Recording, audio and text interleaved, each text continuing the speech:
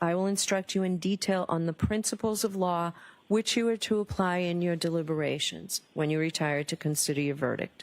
Your verdict must be unanimous. Let me speak briefly about our respective roles in this case. As the judge, my responsibility is to see that this case is tried orderly, fairly, and efficiently.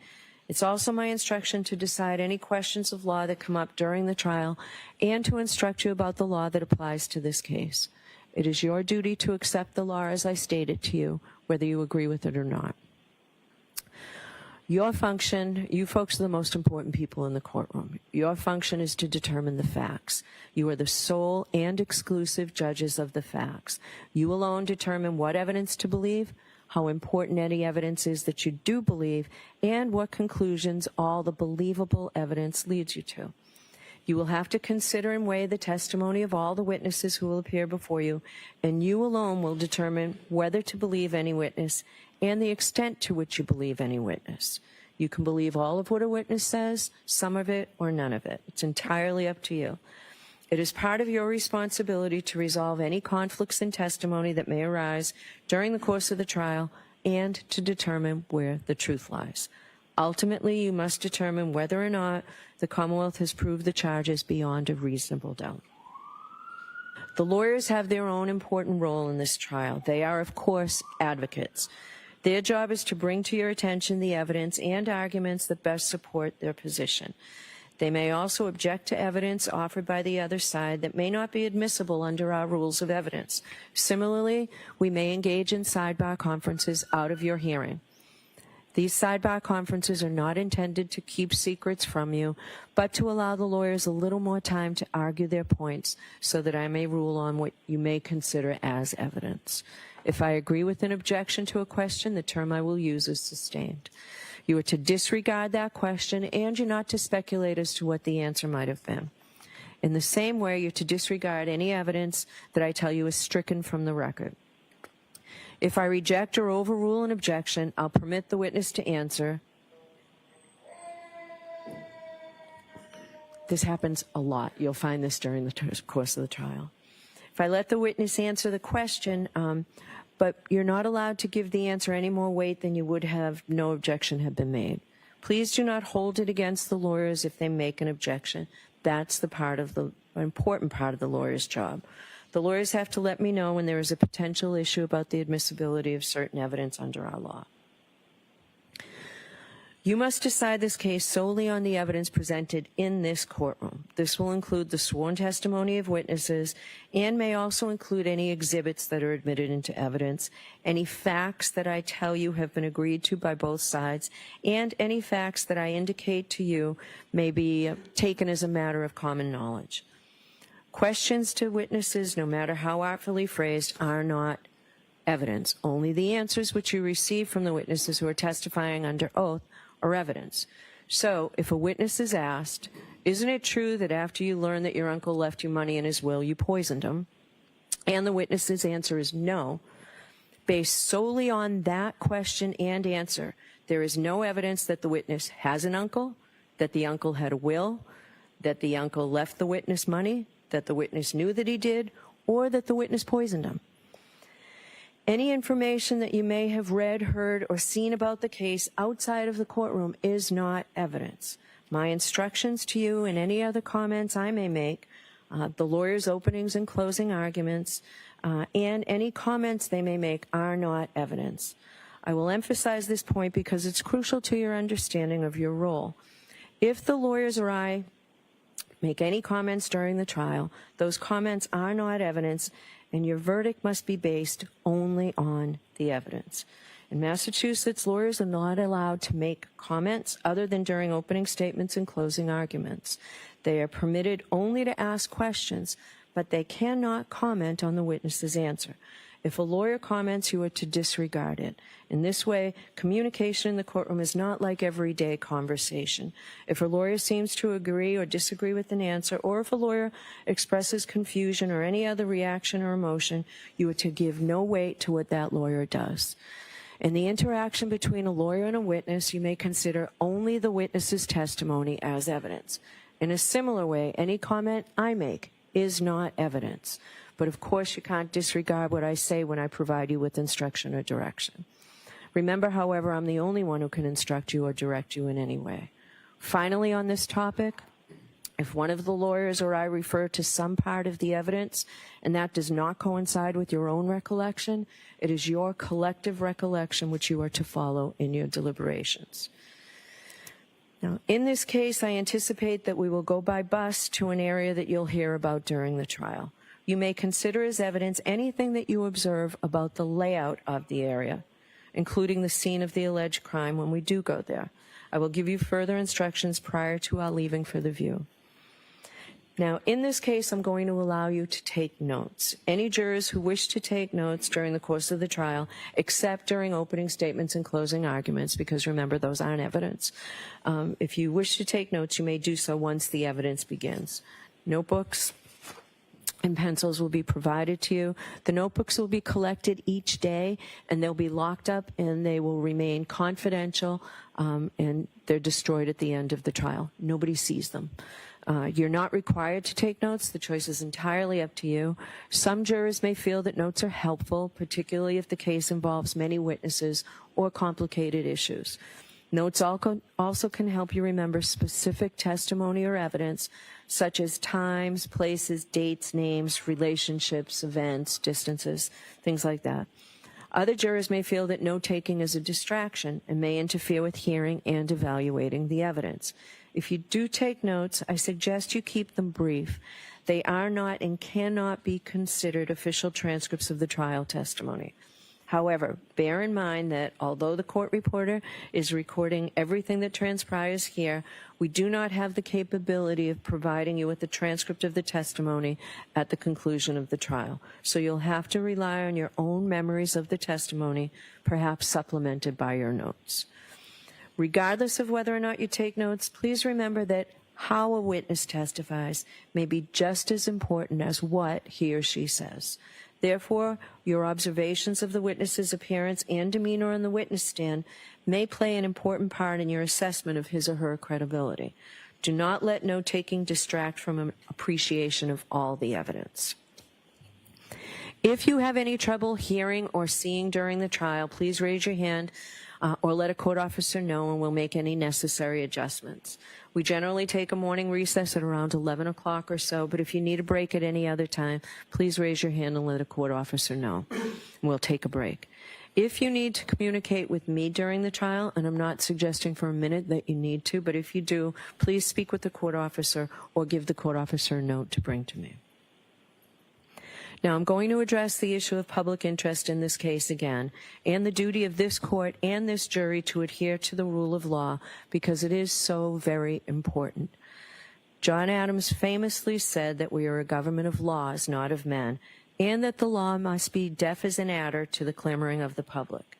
He meant that while public opinion about a given subject may ebb and flow, the law must be steady, reliable, and even-handed. We know that on the subject of this case, there are people advocating for one outcome or another with great intensity, but unbound by any oath or even any inclination to follow the actual evidence. The law works in a different way, and the difference is crucial to our system of justice. This jury, selected for this trial, will hear and judge the evidence. You will decide what the facts are. Where the evidence is contested, you will determine where the truth lies. Ultimately, this jury will decide whether the Commonwealth has carried its burden of proving that the defendant is guilty of any crime beyond a reasonable doubt. People outside of this building have rights, and we know that they have voices, but this trial will be decided by you, an independent jury, free from outside interference, based only upon the evidence presented in this courtroom and the law. This is the only way to ensure that every person who comes before the court receives a fair trial. It is just that simple and that important. So while public comment will likely continue, you must ignore it so that the rule of law will be upheld. Which leads me to the fact that it is very important that during this trial, until you deliberate, you must not discuss this case with anyone. This includes your family and friends and even your fellow jurors.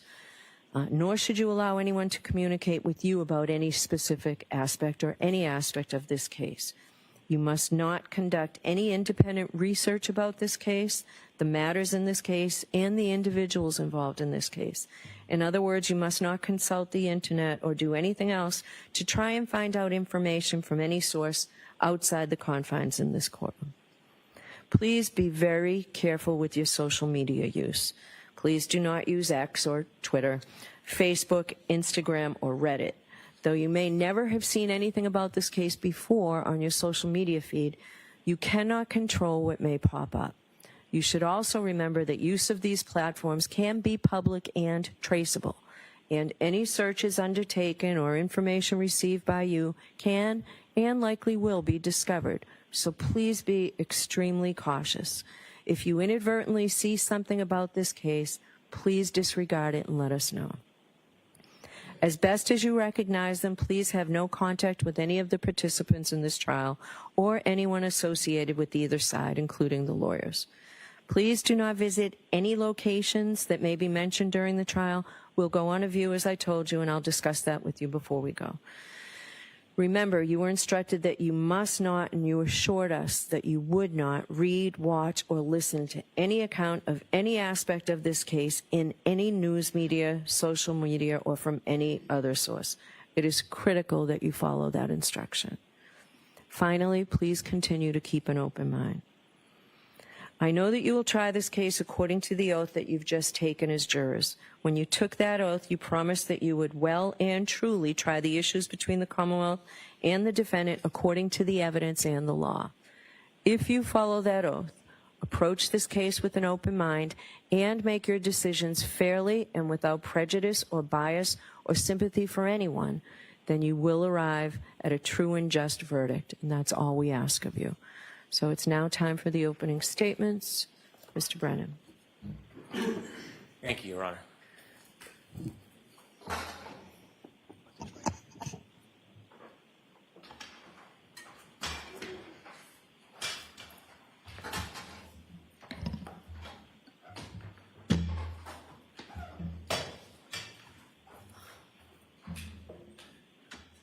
At 6:04 a.m. on January 29, 2022, the alarm bell sounded in the Canton Fire Department.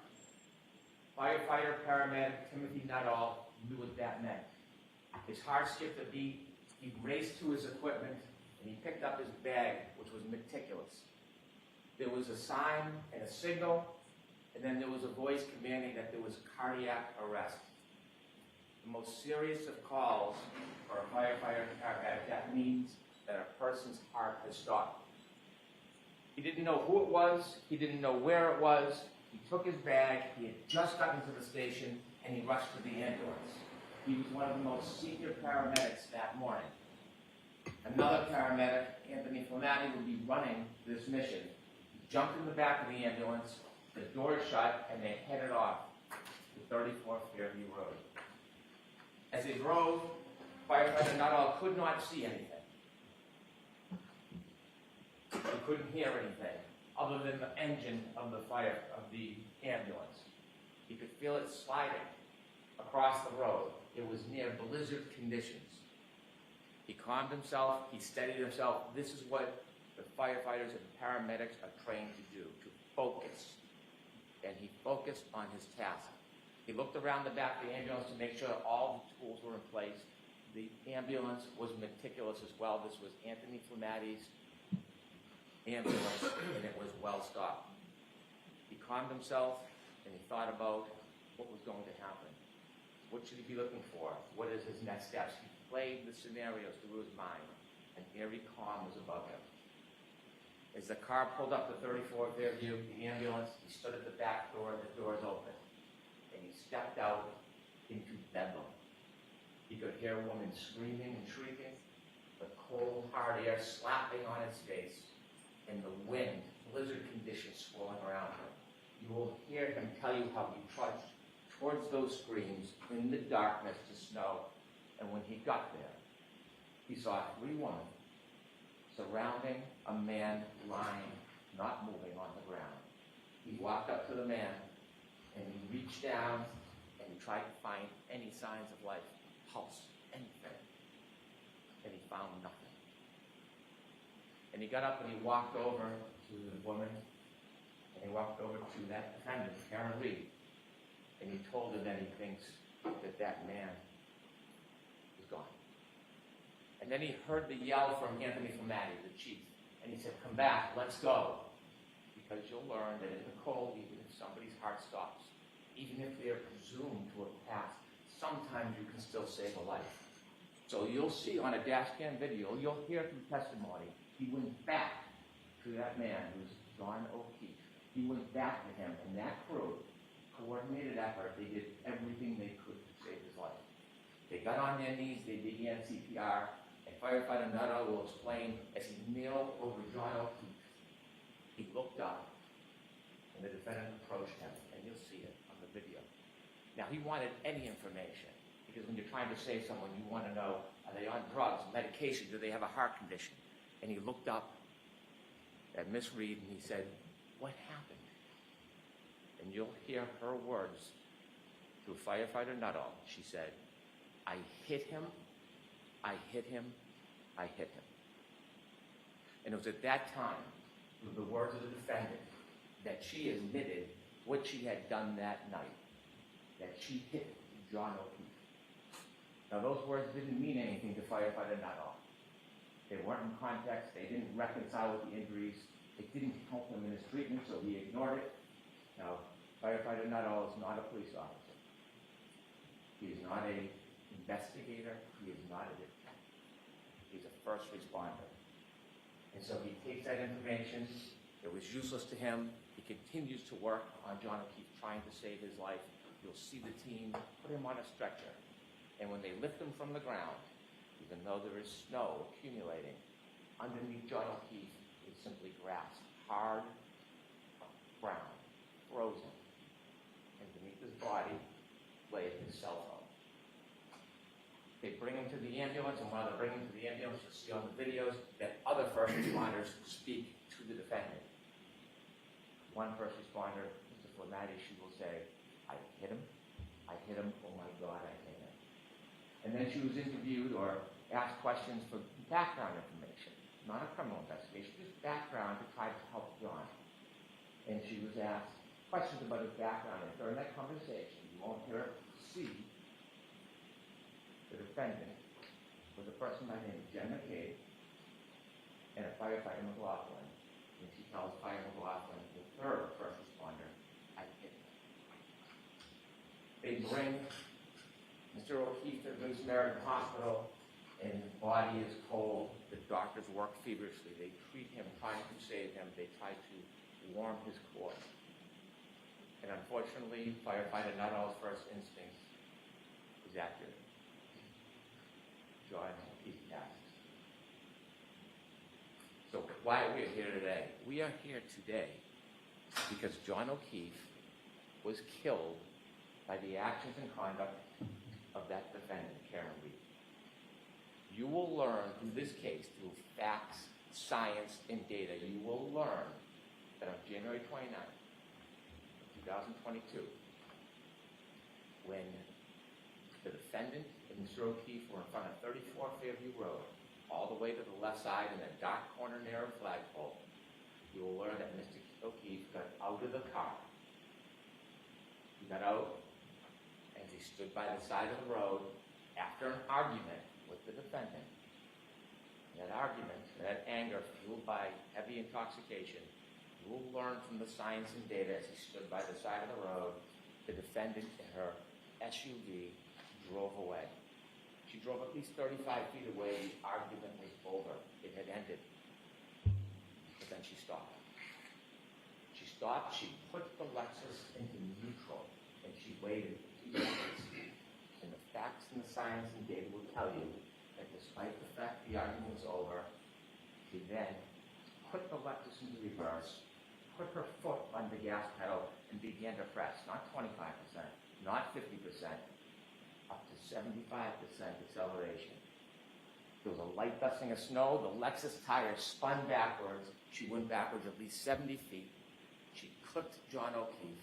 He fell backwards, hit his head, broke his skull, and there he lay at the corner of Fairview Road, on the ground, lying on top of his cell phone, alone.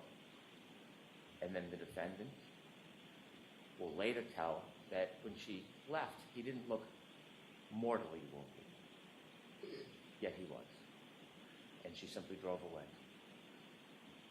Now, before I tell you about the data and the facts and the science, and I walk you through that, I'd like to tell you a little bit about John O'Keefe. John O'Keefe was a young man, a local kid, very well liked, loved.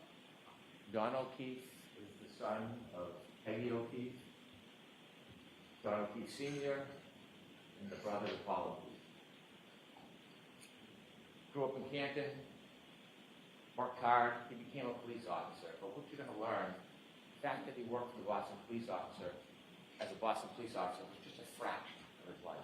It was a small, really unimportant part, because the biggest part of John O'Keefe is he was a family man.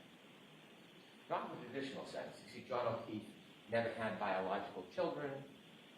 John O'Keefe was never married. But John O'Keefe had a sister, and she had 2 children. And when the children were 6 and 3 years old, his sister unfortunately died. And shortly after, his sister's husband died. John O'Keefe was a helper. He didn't sit by. He saw these 2 recently orphaned children, and he stepped in and he said he was going to raise them. So he put aside his career, he put aside his job, and he moved in with the children and raised them like they were his own. They were his passions, his love. He was a new parent, successes, failures, like all parents. And he raised the children with the help of people in the community, with the help of his brother, with the help of his family. And they led a good life. Enter Karen Reed. Around COVID, the defendant and Mr. O'Keefe reacquainted, and they started a relationship. And you'll hear that even though the defendant had her own home, she was staying with Mr. O'Keefe a lot, 4, 5, 6 times a week. And to most of the world, it was a pretty good relationship. They spent time together, they did activities with the children together. She helped with providing the children, feeding the children. It was a steady relationship until about the beginning of 2022. And then things began to unravel. There was tension, there was arguments. In fact, just a few days before this incident, you'll hear that Mr. O'Keefe asked her to leave. But she wouldn't. You're going to be able to read text messages of their conversations on January 28, 2022, and you will see the tension and the unraveling of the relationship. You will read about the discord between the defendant and Mr. O'Keefe. You will see that when he would ignore her calls, they would become incessant. When he would try to push away, she would come closer. You will read those text messages, and you will realize that this was the beginning of the end of this relationship. That night, they decided they would go out together. I want to tell you something about data and science before we get to that night. I mentioned that underneath John's body was a cell phone. A cell phone is an amazing piece of technology. It is like a computer. It carries extraordinary data. And when they found the cell phone, the only companion to John O'Keefe that night, they studied the cell phone, and there'll be some remarkable data that you will use in this case to find the truth. I want to mention 3 different things you will find in a cell phone that are critical to this case. The first is called location data. Waze we've all heard of, Google Maps. Well, at some point that night, John put his Waze on, and Waze is like a breadcrumb that will show exactly where the phone goes, second by second. It is the strongest, most accurate location data that you can have. And that night, John was using Waze. It also will have healthcare data. Healthcare data will show when somebody is moving. Sometimes it's qualified as steps, but it doesn't necessarily mean somebody's stepping. Moving their arms, walking, turning. It doesn't show what direction or how far, but it shows movement of a person. Okay. And the third thing, remarkably, will be an expert in this case who found a data file on the phone, and it tracks the temperature of the cell phone battery. That will be critical to your analysis in this case, the temperature of the cell phone battery. And so with that, I want to take you back to the timeline of that night. After the discord, both the defendant and Mr. O'Keefe decided they would meet at a bar called McCarthy's. Now, McCarthy's is a local bar, a blizzard is pending, and people are getting together in a celebratory mood. They go to McCarthy's, and you'll see a video of McCarthy's, and you will watch both Mr. O'Keefe, friends, and the defendant drinking alcohol. And you will count 8 vodka drinks that the defendant drank. They arrive at 8:50. They stay till 9:45. She consumed at least 7 of those drinks in less than 2 hours. The last drink, you'll see when they leave the bar, she puts it under her jacket, and they walk out and they go to another bar to meet other friends called the Waterfall. They reach the Waterfall sometime around 10 p.m. And when they go into the Waterfall, you'll see a video. And when I said celebratory mood, you will see a group of friends of John O'Keefe, many who are friends with Karen through John, and you'll see them clapping and happy and joyous as they're there. You'll see many hugs between John O'Keefe and his friends and the defendant and many of the people there. And they spend some time together, they're drinking, and they all do a shot. And that will be at least the 8th drink within 3 hours that you consume. You will see from the data, not just the cell phone data, but there's some other very important data, and the other piece of data that goes hand in glove with the cell phone is information on the defendant's Lexus vehicle chips. You might have heard of black box in an airplane, when there's some type of event that captures a small amount of time. Well, that was captured in the defendant's Lexus. That black box information with the cell phone data will tell you everything you need to know in this case. It will bring us step by step through the entire night to the death of John O'Keefe. And so they leave the Waterfall Bar at 12:12, and you'll see that the ignition goes on to the defendant's Lexus. And both John O'Keefe and the defendant in the car, and they decide that they're going to go back to 34 Fairview Road, where we talked about earlier. They're going to go there for a get-together for one of the homeowner's sons who's having a birthday party. And so as they drive back, you will be able to follow them with this location data. When they go back to Fairview, they don't know exactly where it is, and they get lost. And so John O'Keefe makes a phone call, has a phone call with one of his friend, Jen McCabe. And during that phone call, which the defendant listens to because she recounts it, and trying to get directions, Jen McCabe tells John O'Keefe, it's near Bella's mom's house. You'll learn that Bella, or her mom, was somebody that John had dated before this week. And so as they make their way through Fairview, you will see there's a road that comes down like a loop, and that leads to Fairview. They take a wrong turn on the loop, and then they do a 3-point turn in the driveway. You'll see the exact precise driveway they turn into because some type of acceleration movement triggered that black box in the Lexus. And that's important because that's 7 minutes before the collision. And you'll see from the Waze exactly where the car was. You'll see from the black box the event of the 3-point turn in the driveway, and then a return down to Fairview. But before they get there, at 12:23, a truck is coming the other way. And the witnesses in that truck will say they blinked the lights. One of them saw a man and woman in the car, John and the defendant, and then they followed the Lexus because they were going to the same house. The truck stopped at the driveway, and the Lexus, the defendant's car, will appear because of the Waze and be counted second to second, never stops. It rolls very slowly all the way to the end of the yard in the corner where there's a tree line and a flagpole. And they reach that location at 12:34:33. And they're in the car and they stay there. The truck waits, they speak to somebody in the house who comes out, the person goes back in the house and they're there for about 5 minutes. We're now down to 2 minutes before the collision. The truck leaves, and now it's just the defendant John. And while they're waiting outside, 12:27, John gets a text from Jen McCabe. Park behind us in the driveway. 12:29, she texts again. Are you coming in? You'll hear that Jen McCabe and others look out the window and see the defendant's Lexus in front of the flagpole at the far end. It's snowy, it's dark, it's windy, they're waiting. You will know that John O'Keefe was in that car, that Lexus, and didn't move because his healthcare data is not moving. It's not moving until 12:31:56. At 12:31:56, he begins to move. He will have 20 seconds before he falls. 20 seconds. He gets out of the car, the Lexus, and in that 20 seconds, you'll hear that user initiated. He looks at the phone, at the text message to Jen McCabe. It's now 12:32:09. He closes the phone the last time. It will be the last time he uses that phone. From the waterfall bar, you'll see that he keeps it in his back pocket.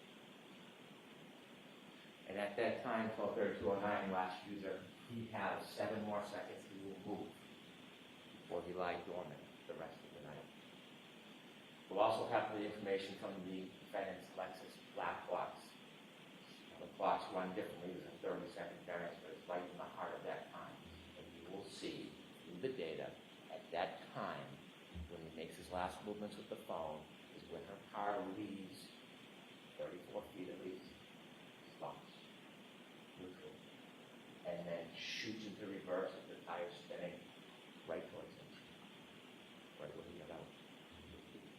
You'll know they're arguing because the next morning she tells the firefighter, I'm sad because our last moments were fighting. She drives away. They said she's made later statements that when she left, he didn't look mortally wounded. He lied on the ground on top of his phone, light dusting of snow, the snow now picking up. And he's just there. It's 12:37. Now, when he's in the car, before he gets to Fairview, the battery temperature of that phone is 77 degrees. 77 degrees in the warm car. Now that he's been outside the car for 5 minutes, drops to 72 degrees. She drives to his house. She makes a phone call at 12:33 after she's left Fairview. She calls again at 12:36:33 and leaves a message. You'll hear it. And you will hear the anger and rage in her voice. She leaves a message. John, I fucking hate you. Pardon my language. You will hear the simmering. And she leaves that message. He lies on the side of the road. He gets another text message that's unanswered from Jen McCabe. Where are you? 12:45. Battery temperature, 61 degrees. Stop. He gets almost 40 calls from the defendant that night. His phone rings, but it never answers. You'll hear from an expert that the light never initiates, the healthcare data never holds. John alone with his only companion, his phone. At 12:53, cell phone drops to almost 60 degrees. 12:59, the defendant leaves another message on John's phone. Now, she hasn't spoken to anybody. Nobody has spoken to her. But her message is coming. You'll learn the message says, John, nobody knows where you are. And this is where the plot in the cover-up begins. The evidence will make clear that she knew he was there. But she did not call 911. She did not go back to him. She did not leave an anonymous tip. She left him. The night wears on. It's now 1:07. Battery temperature 55 degrees. 1:14, she calls her mother. No answer. 1:14:53. Battery temperature 50 degrees. The defendant had healthcare data on her phone as well, and you'll hear that it stops around that time. And you'll later learn that she admits to falling asleep and passing out. But then she wakes. 5 o'clock, she she is frantic. She wakes up John's niece, and she is unintelligible. She is yelling, she's screaming, she asks for the niece to call Jen McCabe. She calls Jen McCabe, and you'll hear Jen McCabe recount. Out of a deep sleep, she wakes up and she hears, Jen, Jen, Jen, screaming Jen's name. John's dead. Hangs up the phone. Jen McCabe calls back. And then she, what's going on? And she's told, well, I left him at the waterfall at the beginning of her. She tells Jen McCabe, I left him at the waterfall. Jen calls back and says, you saw him go up front. You did leave him at the waterfall. She hangs up. She then minutes later calls another person, Terry Roberts, a friend of John O'Keefe. Someone who's not friends with the defendant, but they know because they helped raise the kids and they interacted. She had nothing to do with the night before, wasn't at the bars, was home with her family. She calls her and says, I think John got hit by a plow. I think he's dead. Now Terry, with that information, calls 911.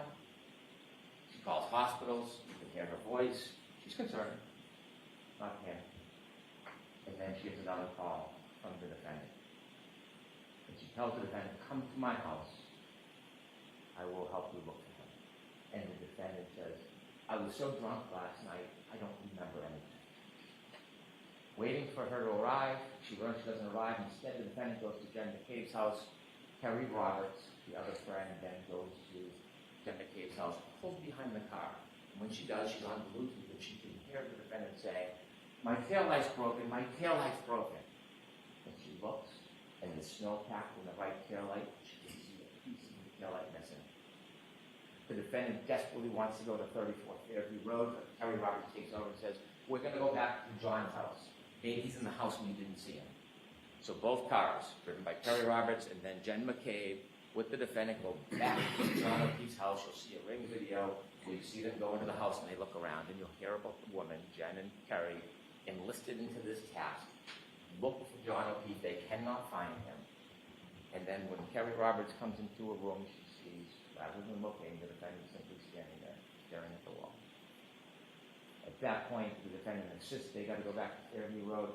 They decide they'll take one car. Terry Roberts is taking charge. She's going to drive. They leave Miss Reed's Lexus and John O'Keefe's driveway, and they drive back towards 34th Fairview Road. You'll hear it is blizzard-like conditions. It is dark. They can barely see a thing. And when they get close to the edge of 34th Fairview, you hear the defendant start to scream, there he is. Both women look and they can't see anything. She starts kicking the door. The defendant's kicking the door. Let me out. Terry Roberts stops the car and lets her out, and she sees the defendant run exactly to where John O'Keefe is in the darkness, just where she left him. Terry gets out of the car, starts to walk towards where the defendant is, and she sees the defendant lying on a body. She can't tell who it is because the face is still covered with snow. And she comes over and looks, and she wipes off the snow from John O'Keefe's face. She realizes he's one of her best friends in the world is John O'Keefe. And she starts trying to do first aid. They start to move him, and coincidentally at 6:06 when they start to move him, the cold air hits that cell phone battery. It drops from 50 to 43 degrees. And they try, Jen McCabe calls 911. And that's when a police officer arrives, firefighter Nuttall and his crew. And when they lift him, that cell phone battery that is shot down to 37 degrees, Terry Roberts picks it up and puts it in her pocket, and it immediately starts to warm as she moves to help get a data showing movement starts again. At that point, nobody knows what happened. The Canton Police Department come. You can see the police cars and cruisers. They're not sure, so they look in the area where John's body is and find a glass from the bar near his body. They find blood spots. They try to put the blood spots in plastic containers. They don't know what they're looking for at this point. There's no information. They don't believe or know that there's a crime. They just know that John O'Keefe somehow ended up here with the broken glass and the blood.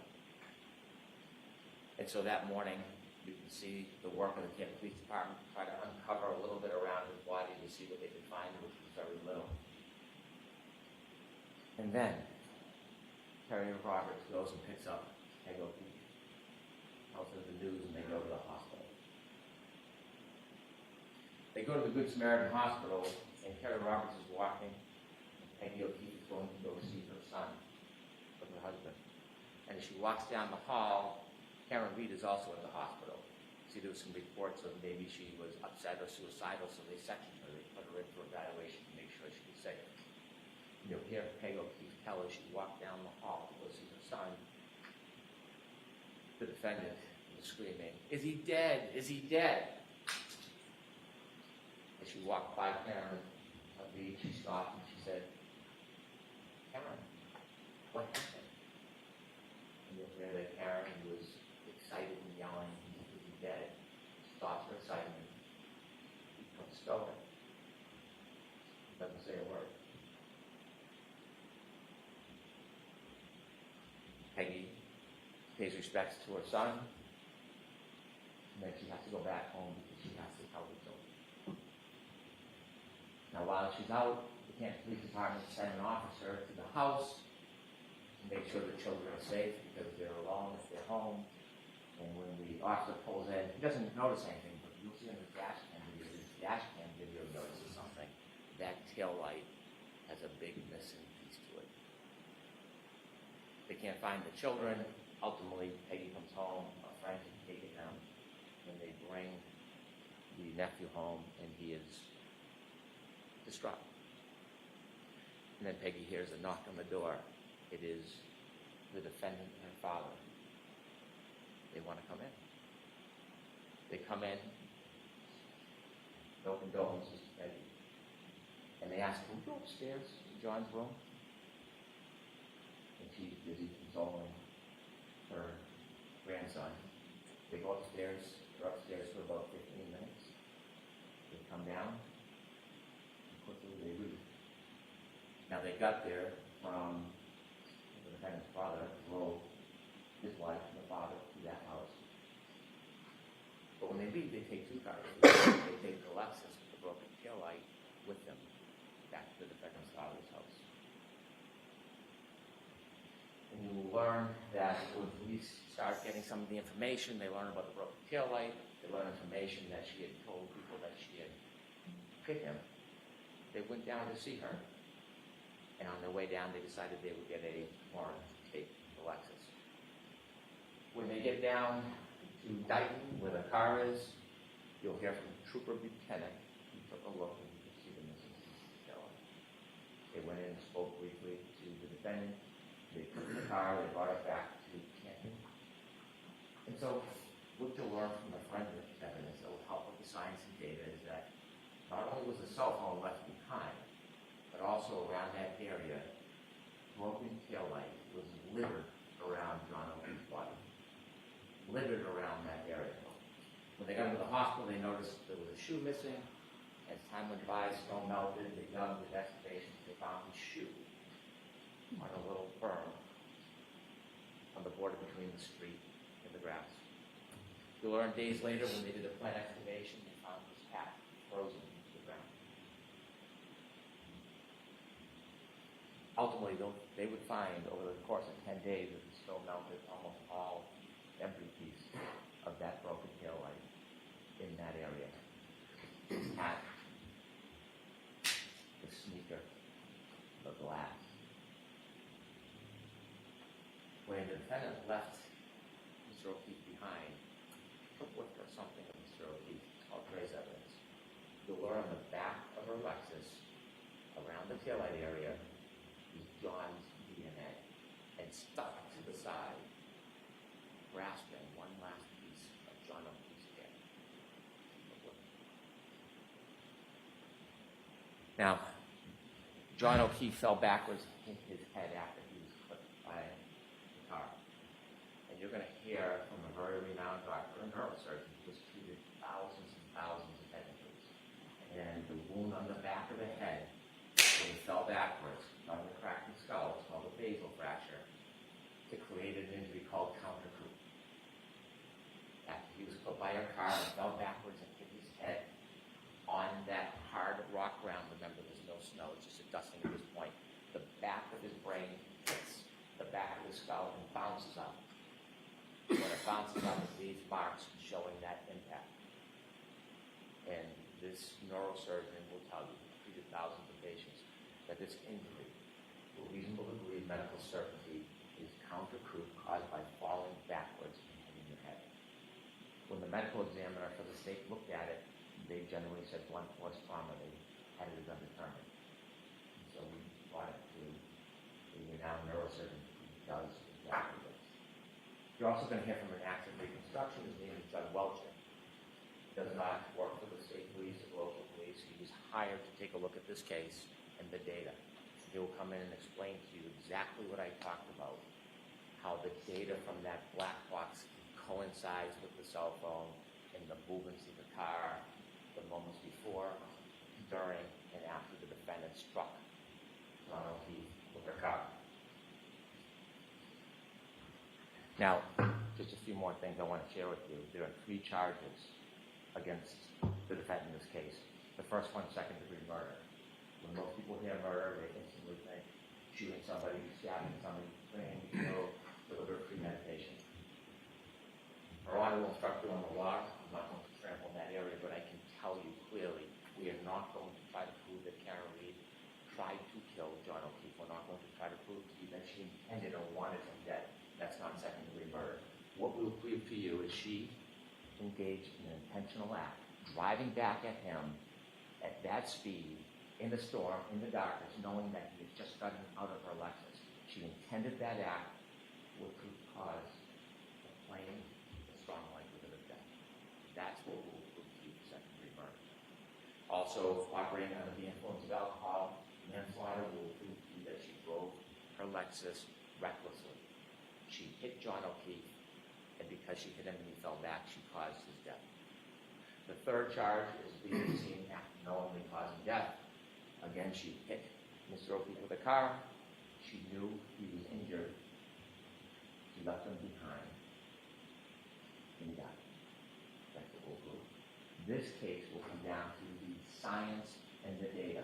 The science and the data that cell phone is the best of historians. It doesn't suffer from intoxication. It doesn't suffer from memory loss. It doesn't suffer from emotion, pride, or prejudice. It is facts. It is data. And that facts and data will lead you to the truth in this case. But after Ms. Reed was charged, she began what you'll learn as a campaign. A campaign to make public statements. 2020, Nightline, Fox 25, a documentary. And we've had an opportunity to get many of her statements in the footage, and we're going to show much of it. And her statements to you will confirm what you already know from the science and the data, what you will already conclude from the facts independent about what she did that night. Her word simply confirmed that her judgment is sound. And you're going to hear from her own lips in many of her statements, her admissions to extraordinary intoxications, her admissions to driving the Lexus, her admissions to being angry at John that night. And I dare say her admissions that she told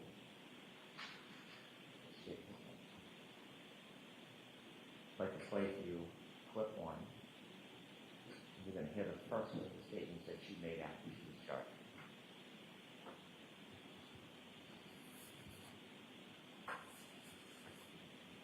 I mean, I didn't think I hit him, but could I have clipped him? Could I have tagged him in the knee and incapacitated him? He didn't look mortally wounded as far as I could see, but could I have done something that knocked him out and in his drunkenness and in the cold didn't come to again? And this would have been the moment you dropped him off at the party. Yeah, would have had to.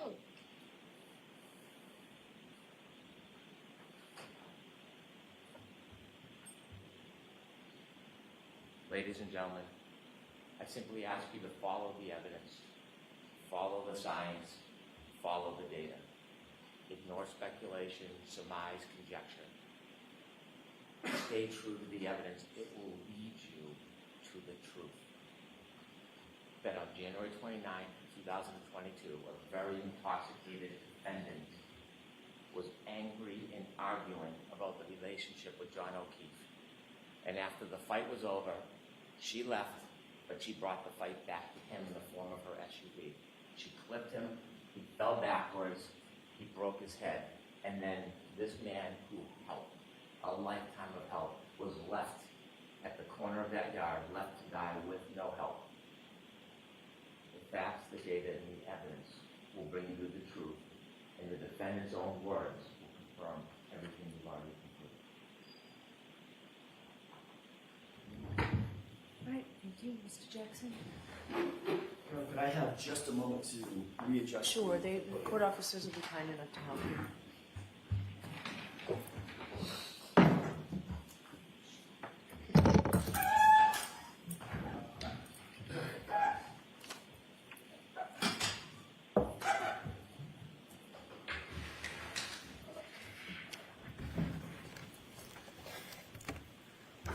May I, Your Honor?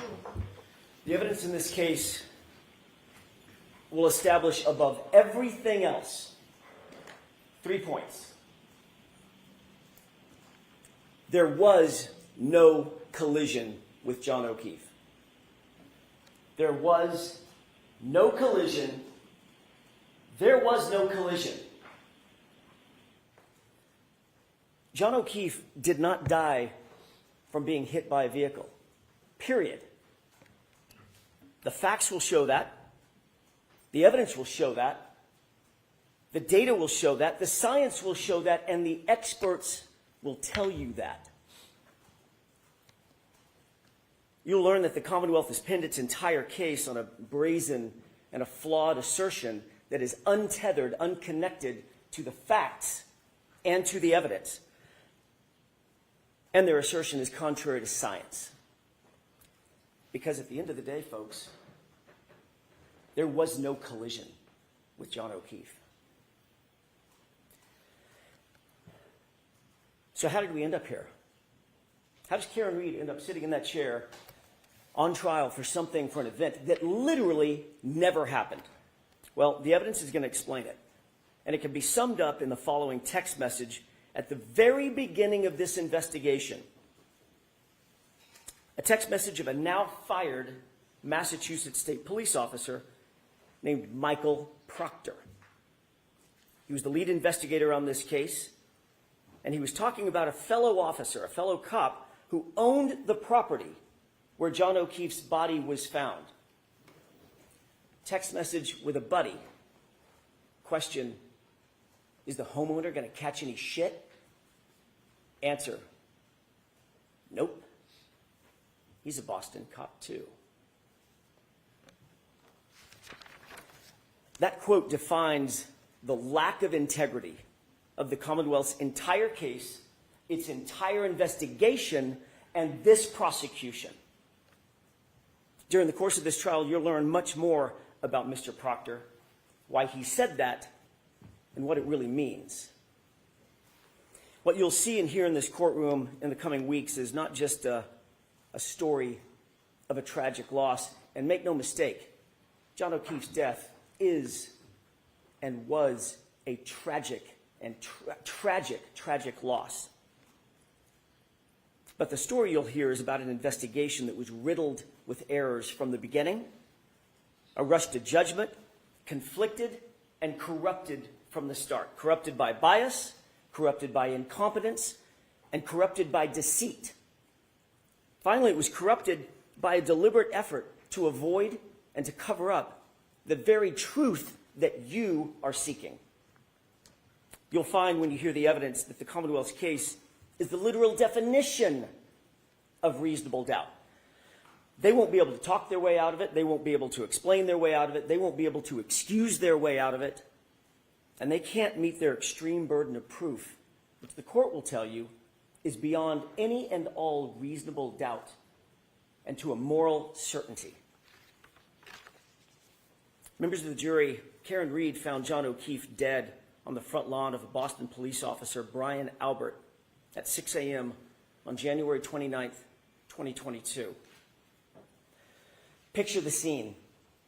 Blood-curdling screams, ambulances, emergency lights on, fire engines, ladder trucks, paramedics, patrol vehicles, patrol cruisers, police officers, first responders, firefighters all swarming all over Brian Albert's lawn, literally feet under his bedroom window. Yet Brian Albert, a sworn peace officer, a first responder himself, never came outside. Never went outside to see what the chaos was about, never went outside to see if he could assist a man in need, never walked outside his house to see if he could help a fallen fellow officer on his own front lawn. More shockingly, you'll learn that lead investigator for the Massachusetts police, Michael Proctor, never set foot inside Brian Albert's house that day. Never engaged in any investigation inside that house that day, even though a party with much alcohol had just occurred in that house, and even though a Boston police officer was found dead or dying just mere feet from the front door on that lawn. He never secured the crime scene, never separated and secured witnesses. He never properly collected evidence. He never secured the evidence. He never searched for signs of a struggle inside or outside the home. He never properly canvassed the neighborhood. Michael Proctor never did any of these things, even though fellow officers of Michael Proctor's actually mentioned, in their words, not mine, that it looked like John O'Keefe may have been, quote, in a fight. You'll have questions about that conduct. During the course of this trial, you'll find that the Commonwealth will not have answers. You'll see from the evidence in this case that this case carries a malignancy, one that is spread through the investigation, it's spread through the prosecution from the very start, from the jump. A cancer that cannot be cut out, a cancer that cannot be cured. And that cancer has a name. And his name is Michael Proctor. Now, you didn't hear his name in the prosecution's opening statement. Not once. And I suspect that was probably by design. But make no mistake about it. The evidence will show in this case that Michael Proctor is the very definition of the Commonwealth's case. And he's also their Achilles heel. He was the lead investigator on the case officer, the architect of the entire prosecution. You'll learn there's not a single part of this case, folks, not a single part that he didn't touch, that he didn't direct, that he didn't orchestrate personally. Every single bit of it has his fingerprints on it. You'll learn that Michael Proctor was a longtime family friend of the Alberts. And he's been disgraced by his own agency, not by us, by the Massachusetts State Police. Investigated, suspended, and fired. The evidence will show that Massachusetts State Police found him guilty, found Michael Proctor guilty of bringing dishonor to the department for his conduct, not in some other case, not in some tangential case, in this case. The investigation of Karen Reed. Conduct that included bias in favor of his friends, the all-powerful Albert family, and bias against my client, Miss Reed, the outsider. Do you have any idea how hard it is for a state trooper to get fired? Well, the evidence is going to show that Michael Proctor earned it. Every bit of it.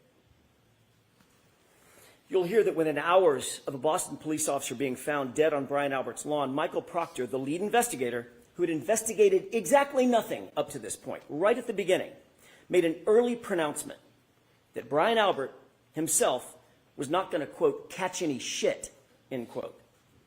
And that was for one reason, and one reason only. He's a Boston cop.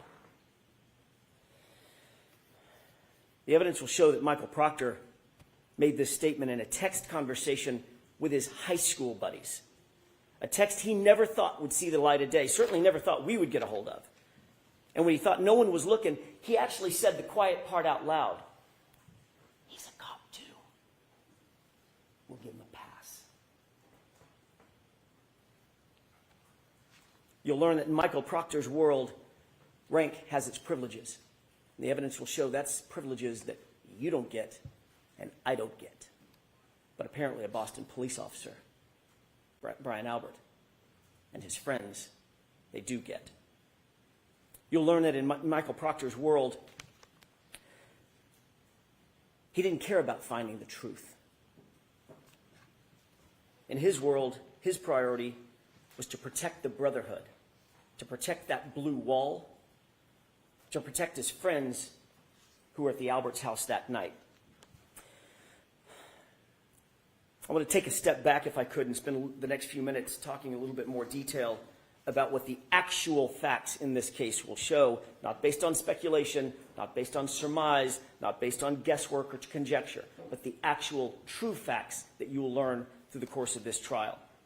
On January 28, 2022, it was a Friday night.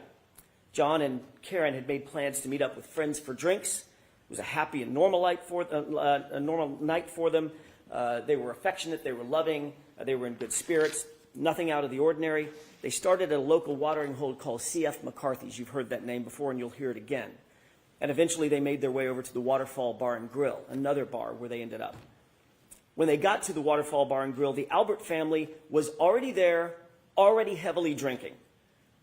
You'll learn that this was no ordinary family, the Alberts. The Albert family was a well-known Canton family. Some might even describe them as a very powerful Canton family. Brian Albert was there at the Waterfall. You'll hear that he's a longtime Boston police officer. His wife, Nicole Albert, was there with him. His brother, Chris Albert, a powerful Canton politician. He sits on the select board. The select board actually governs the police department, the Canton PD. He was there. His wife, Julie Albert, was there. Their daughter, Caitlin Albert, was there. His sister-in-law, Jennifer McCabe, was there. Her husband, Matt McCabe, was also there. They were all there drinking before John and before Karen ever arrived. You'll learn that a man by the name of Brian Higgins, also a law enforcement officer and longtime friend, longtime pal of Brian Albert, he was also there. And the two of them, the two Bryans, had been drinking most of the night together. You'll see video footage from the waterfall, which will show you that Karen and John were happy. They were affectionate. They were caring. They were loving. Just business as usual, out on a date on a Friday night. But that exact same video footage which lead investigator Michael Proctor plainly chose to ignore that video footage. It paints a very different picture of Brian Higgins. You'll learn that Higgins had romantic designs for Karen. That becomes important. Brian Higgins had engaged Karen in flirtatious texts, but days earlier she had put a stop to it. She had ghosted him, in common parlance. In other words, just ignored him.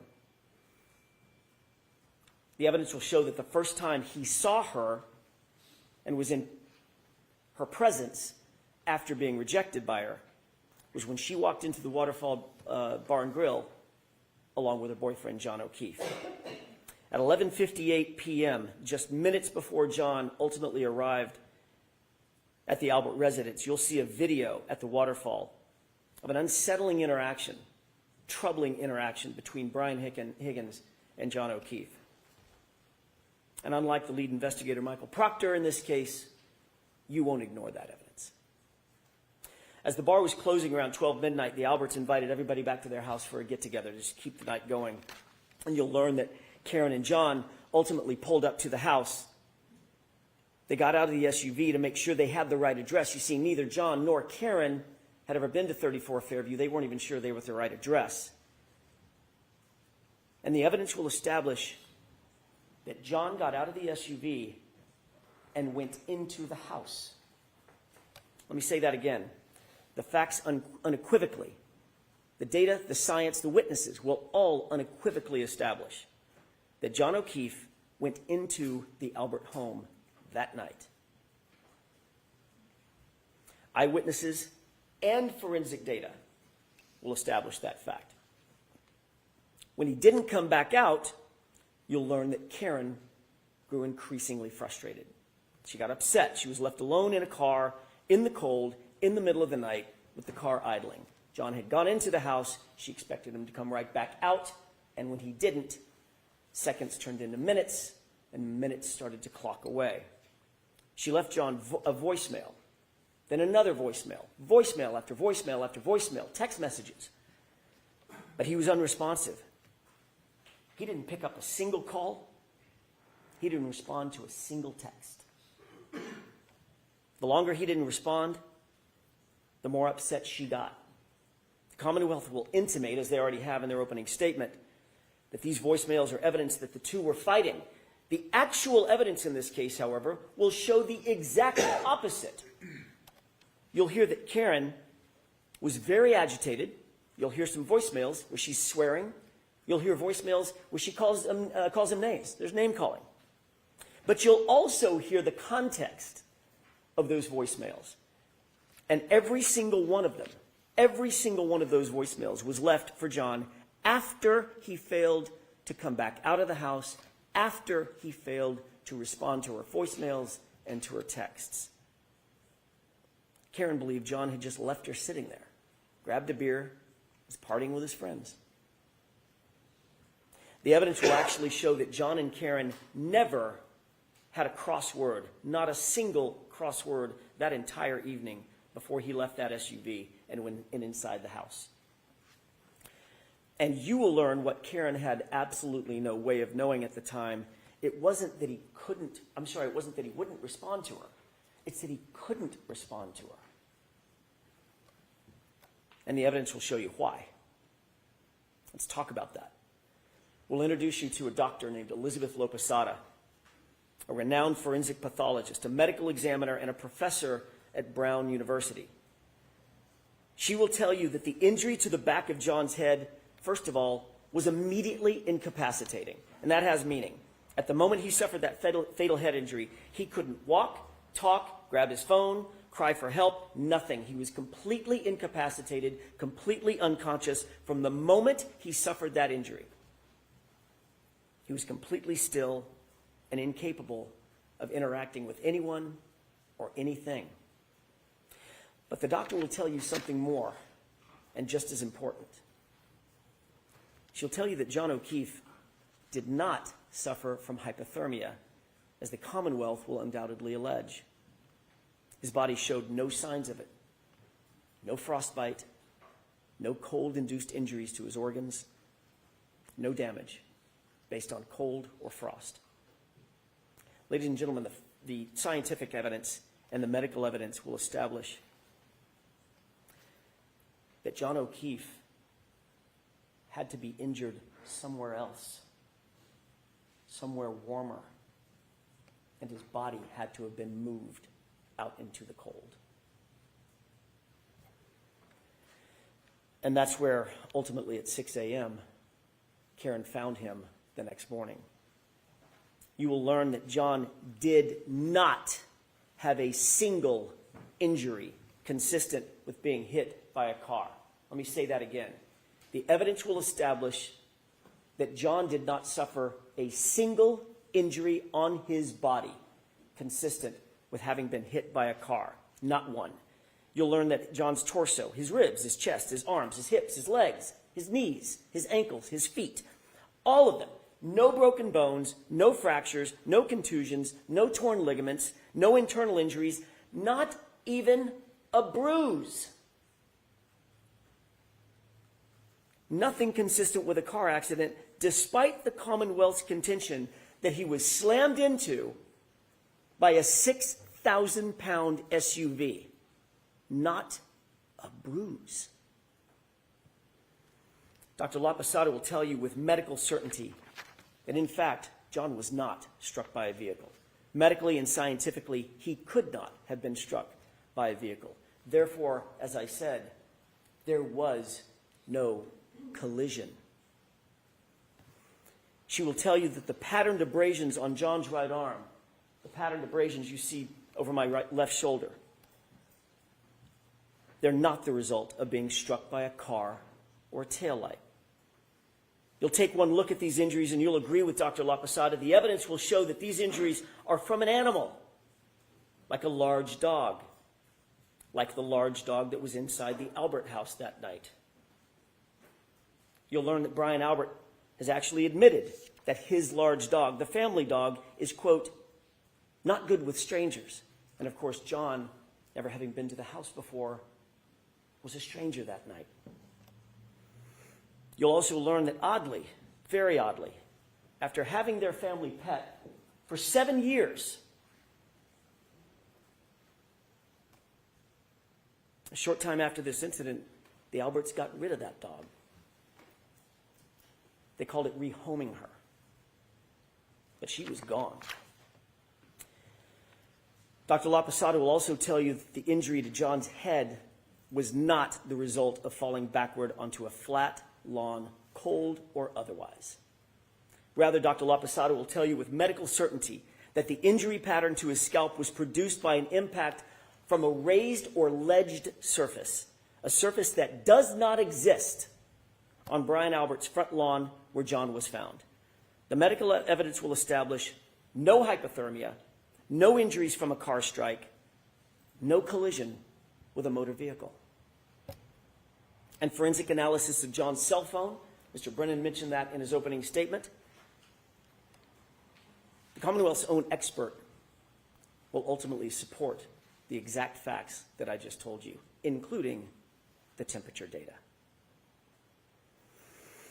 John O'Keefe was injured someplace warmer, and he was moved.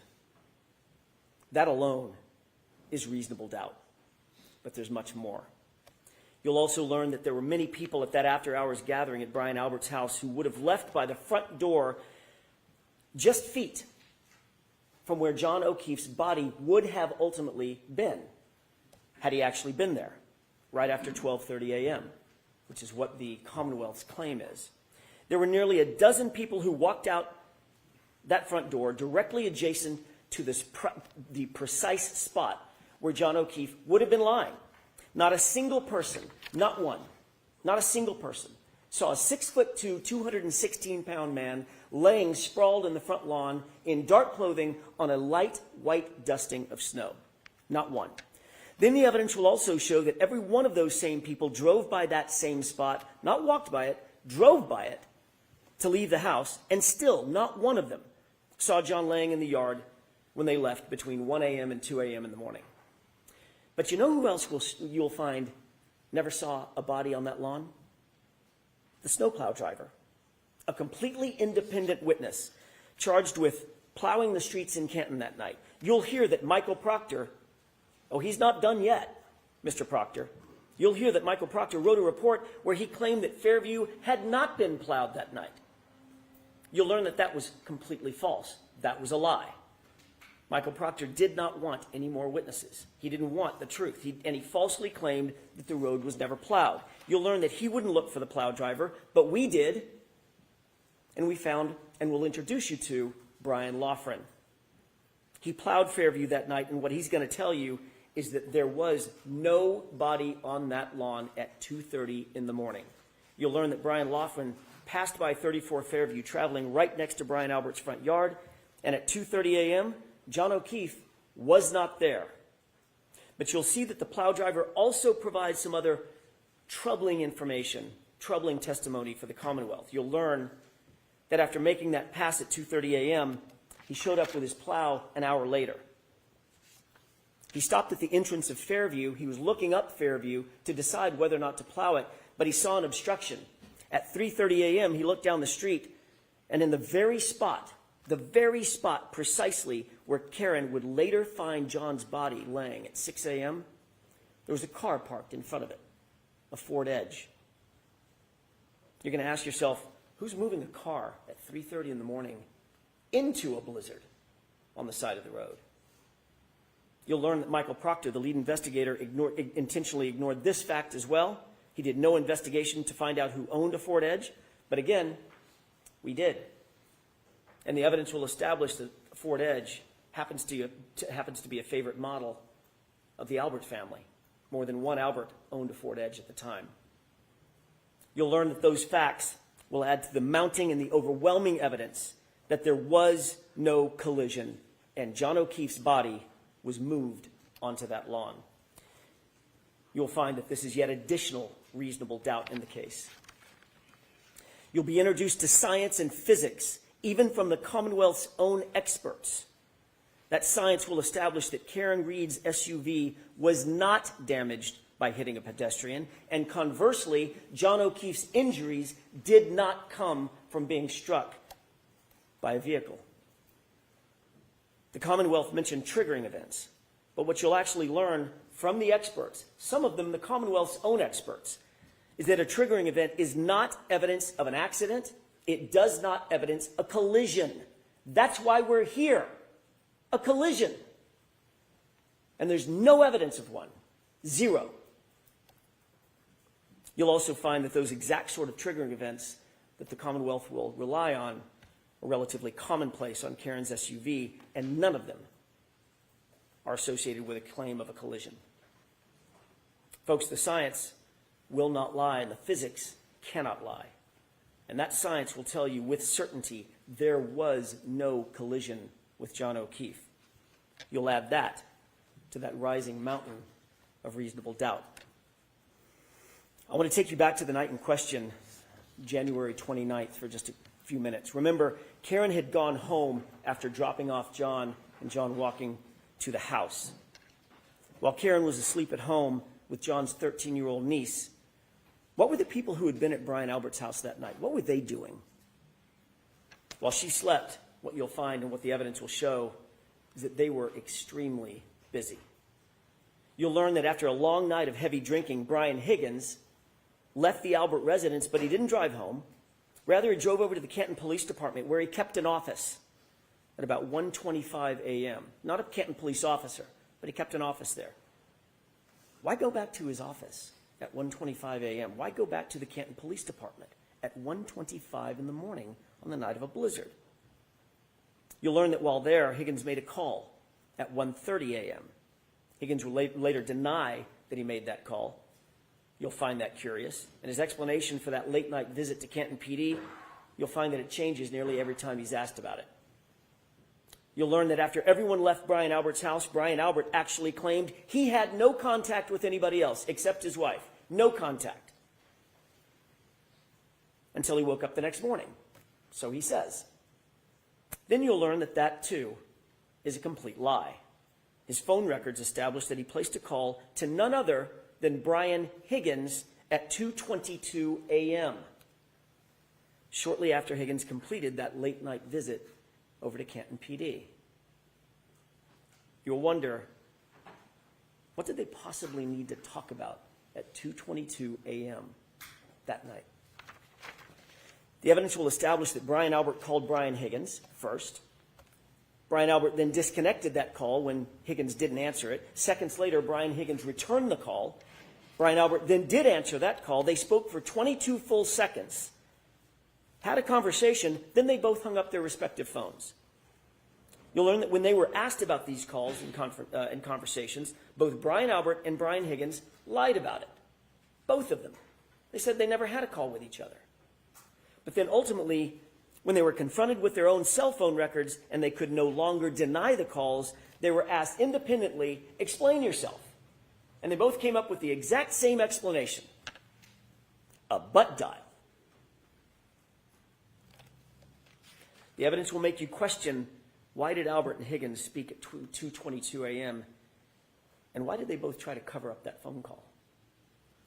You'll also learn after this incident and within days of one another, both Brian Higgins and Brian Albert, both police officers, both trained investigators, got rid of their phones.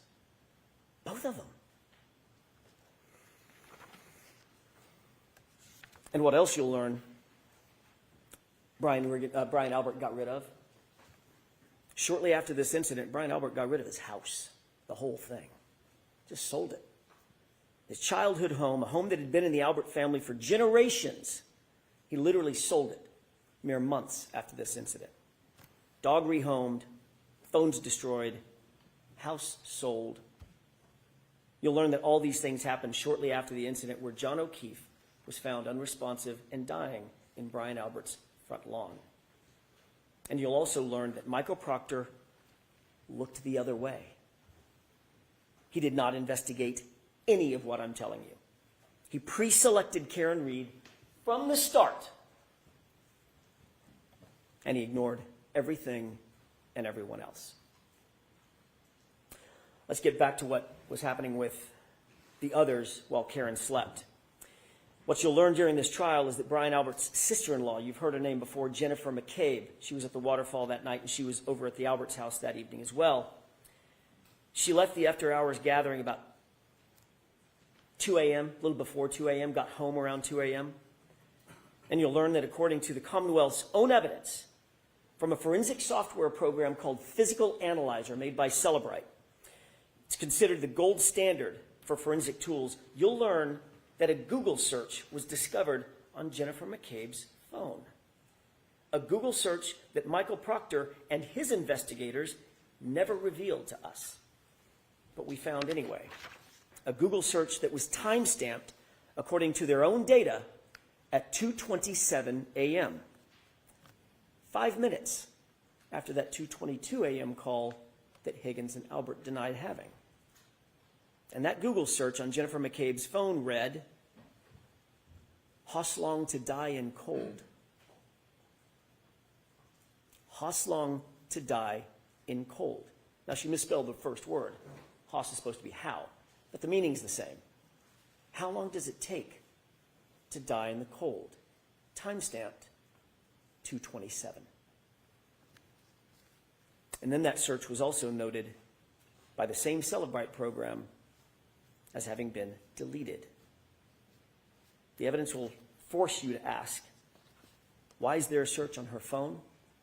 Why is it logged at 2:27 a.m.? When the Commonwealth claims that she first learned of John's death and where his body was hours later at 6 a.m.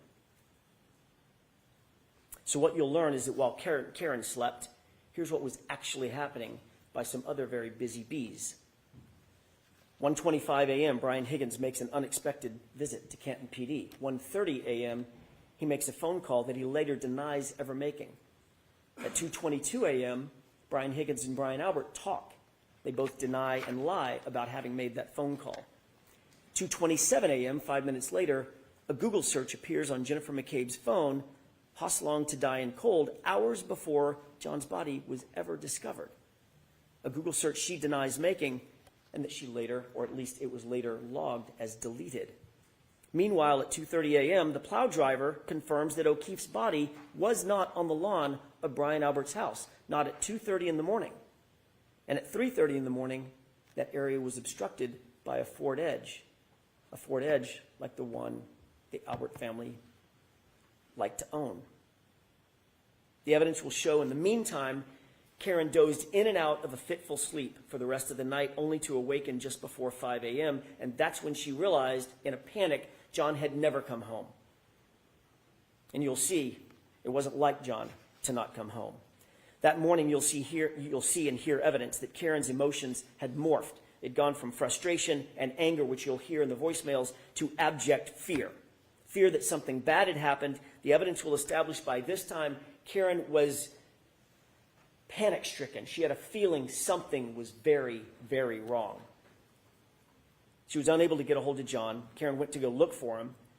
She got in her Lexus, and she backed up to leave her garage at One Meadows. You'll hear a lot about that address, One Meadows. That was John's house, where Karen was staying. She backed out of the garage, and during the course of the trial, you'll hear that she actually struck another car with that right rear taillight. During the course of this trial, the Commonwealth is going to desperately claim that Karen Reed's taillight was actually damaged by hitting John O'Keefe. They'll have no evidence of it, mind you, none, but they'll make the claim. We'll show you a video of exactly how that taillight was originally damaged, or exactly what happened at 5:07 in the morning. The facts will show that it was damaged in John's own driveway at 5:07 when Karen backed up and made contact with another car in the driveway. This is 5 hours after she dropped John off and he went into the Albert residence. As a result, the taillight was minimally cracked, but it wasn't completely shattered or damaged or broken. And that's the condition of the SUV when Michael Proctor got a hold of it. That becomes important. You'll hear from an independent police officer, an eyewitness to the damage on that SUV, someone not connected to Michael Proctor or under his control. And he'll tell you that he saw the taillight damaged before it was in Michael Proctor's possession, but it was not completely shattered. And you won't have to speculate how that taillight got cracked originally. You'll see it for yourself. It's on video. You'll learn that part of the reason that Karen's Lexus hit that car at One Meadows is because she backed out looking for him at a time when she was absolutely panic-stricken and grief-stricken. Where was John? Why hadn't he come home? What had happened to him? Is he hurt? Is he passed out somewhere? Her mind was reeling. The evidence will establish she wasn't giving anything away. Everything was on the table. What could have happened to John? You'll learn that when she woke up and he still wasn't home, she was just racking her brain for what could have happened to him, and she was worried about possibly the worst. He had gotten out of the car. He'd walked to the house. She was confused. And later, when she found him at 6 a.m. on the lawn, where she last saw him going toward the house, her mind started reeling, oh my God, did a plow hit him? Did I hit him? Could I have hit him? What could have happened to him? And that video clip that you saw, out of context, when she said the words, he did not look like he was mortally wounded, she's not talking about at midnight. She's talking about at 6 a.m. when she found him. That's what she was talking about. Your job will be to make sure that the evidence isn't presented to you too cute by half. She was saying all those things. Did a plow hit him? Could I have hit him? Did I hit him? She was saying that to herself and to other people. And the Commonwealth, very obviously, will try to seize on that panic and twist this into some admission. But here's the actual truth. That's not a confession. Could I have hit him? Did I hit him? Could a plow have hit him? That's a person trying to make sense of an unexplainable circumstance, a natural concern of a bereaved significant other, a woman desperately trying to piece together what could have happened on this tragic night. John didn't come home. And the evidence will show that Karen Reed never said, I hit him. Never. Not in the background of the 911 recording, not on any dash cam video, not on any audio, not on any police body cam, not to a first responder. It's never mentioned in a single report. It's never reported in a single report from January 29th, not by one person, because it never happened.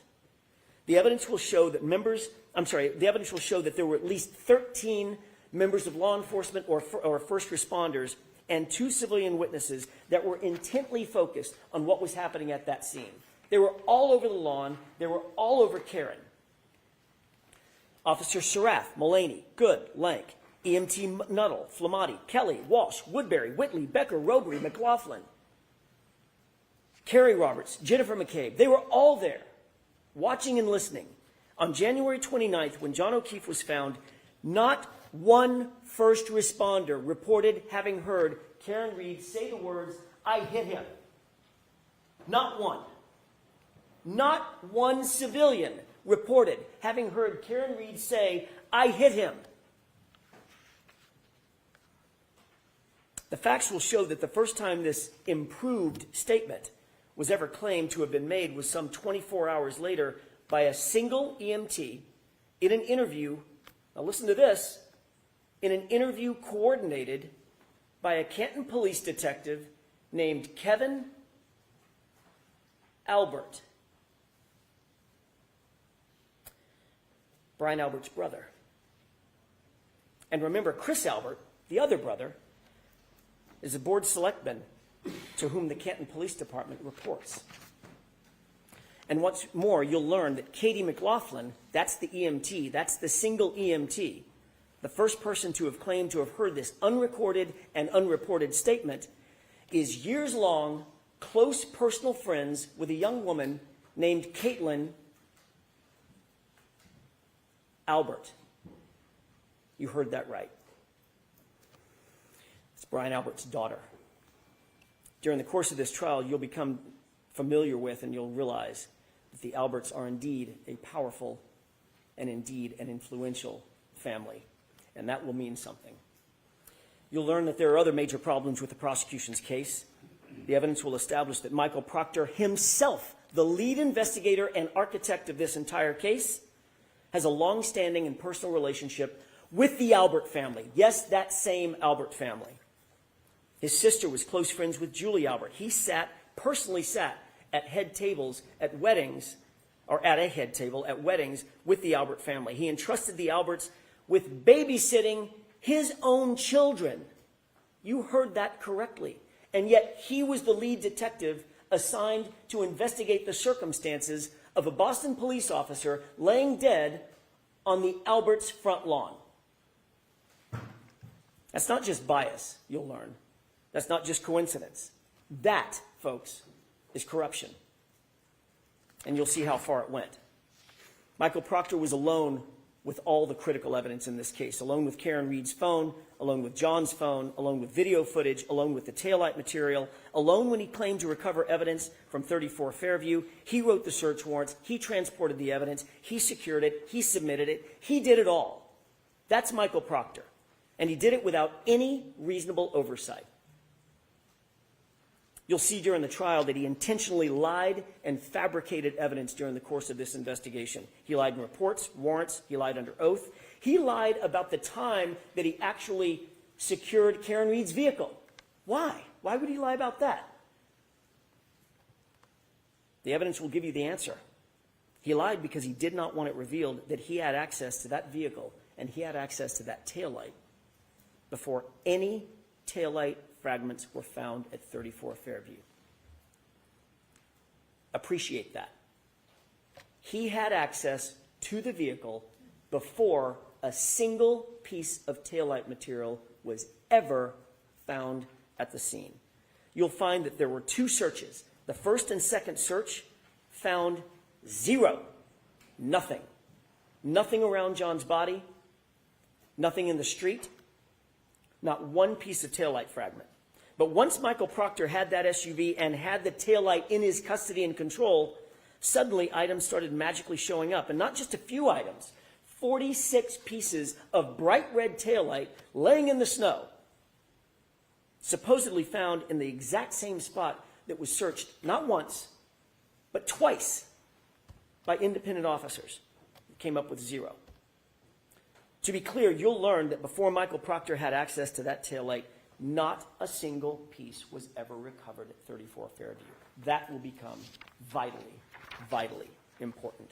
And what about those shards of plastic, by the way? What about this DNA that the Commonwealth mentioned? They're going to try to dazzle you with talk of DNA because it sounds so scientific. DNA was on the taillight. But you'll learn that there was no DNA on the actual shards that they claim came in contact with John's arm. None. There was no blood, no tissue, no skin, no DNA on a single shard of plastic that they claim cut deep abrasions into John's arm, the arm that you saw overhead. The DNA that was actually found, the actual science will show it was found outside of the taillight housing where anyone with access to that vehicle would have touched. And it wasn't just one male's DNA. In that exact same sample, there were 3 men found, John and 2 unidentified males. So unless the Commonwealth is going to shift their theory that that SUV hit 3 men that night, their entire theory falls apart. And speaking of DNA, the evidence will further establish that John O'Keefe's shoe, the one that he was wearing when he was found, was sampled. And that DNA revealed 5, count them, 5 unidentified males. Recall that the evidence will establish independently that John was injured someplace warmer and had to be moved onto that lawn. 5 unidentified males touching that shoe. You'll also learn that you are not the first person, not the first to hear about the Commonwealth's theory of this case, that John was hit by an SUV. That's their theory. The Commonwealth presented this exact same claim to their own medical examiner, a woman by the name of Dr. Irini Scorti-Bello. And you'll learn that after reviewing what's called a law enforcement accident notifier, with law enforcement's theory of the collision written in it, defined in it, after conducting the autopsy herself, after examining John's injuries in detail, she refused to conclude that John's death was a homicide based on the Commonwealth's presentation and their theory. That's right. The Commonwealth's own medical examiner will not deem the manner of death in this case, a homicide. She won't do it. But they're nonetheless back again trying to present the exact same theory to you in this trial. Again, the evidence will show that that is reasonable doubt.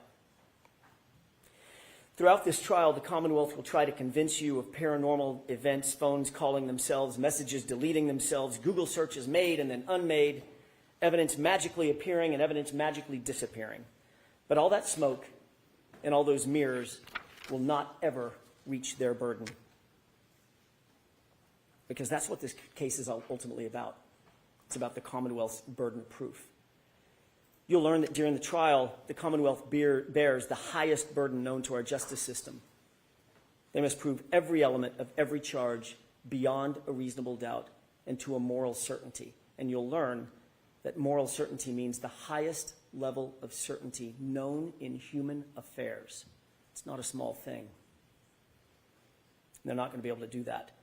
Not when every piece of this case was handled by a disgraced investigator with a motive to protect his friends, not when the physical evidence contradicts their very theory, not when their own medical examiner won't call this case a homicide based on the exact theory that they're presenting to you, not when the conduct of those in the House and the utter lack of investigation speaks volumes about those who actually have something to hide.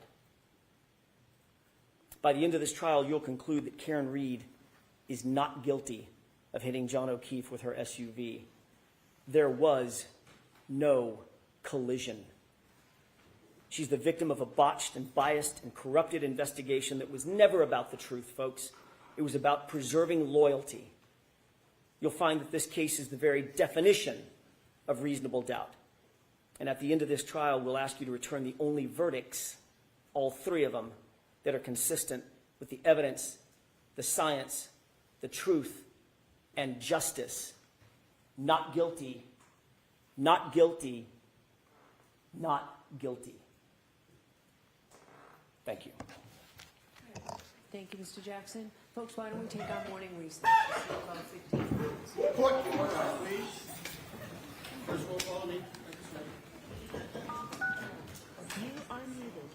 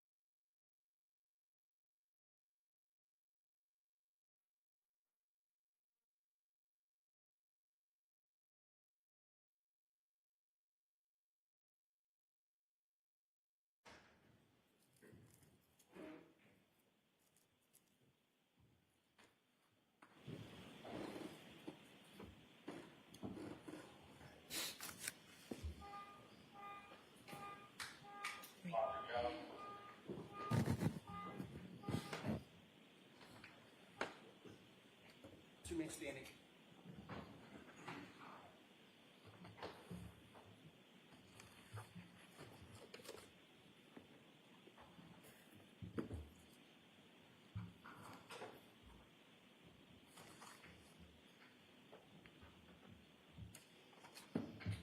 Put us back in session. You may be seated.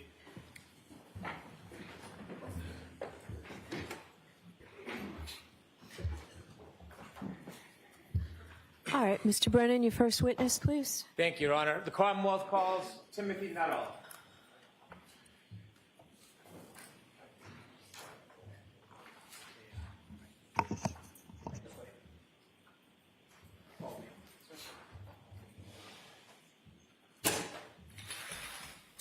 Watch your step. And stand and face the clerk. Raise your right hand. You solemnly swear the evidence given to the court and jury in the case now and hearing should be the truth, the whole truth, and nothing but the truth, so help you God. Sir. Thank you. You can take a seat. Sir, could you pull the microphone down a little bit closer to you, please? Yes, sir. Or yes, ma'am. Excuse me. All right, whenever you're ready, Mr. Brennan. Thank you, Your Honor. Good morning. Good morning, sir. Could you please introduce yourself to the jury? So my name is Timothy Nuttall. I'm 28 years old. I've been a firefighter paramedic for ever since I graduated high school.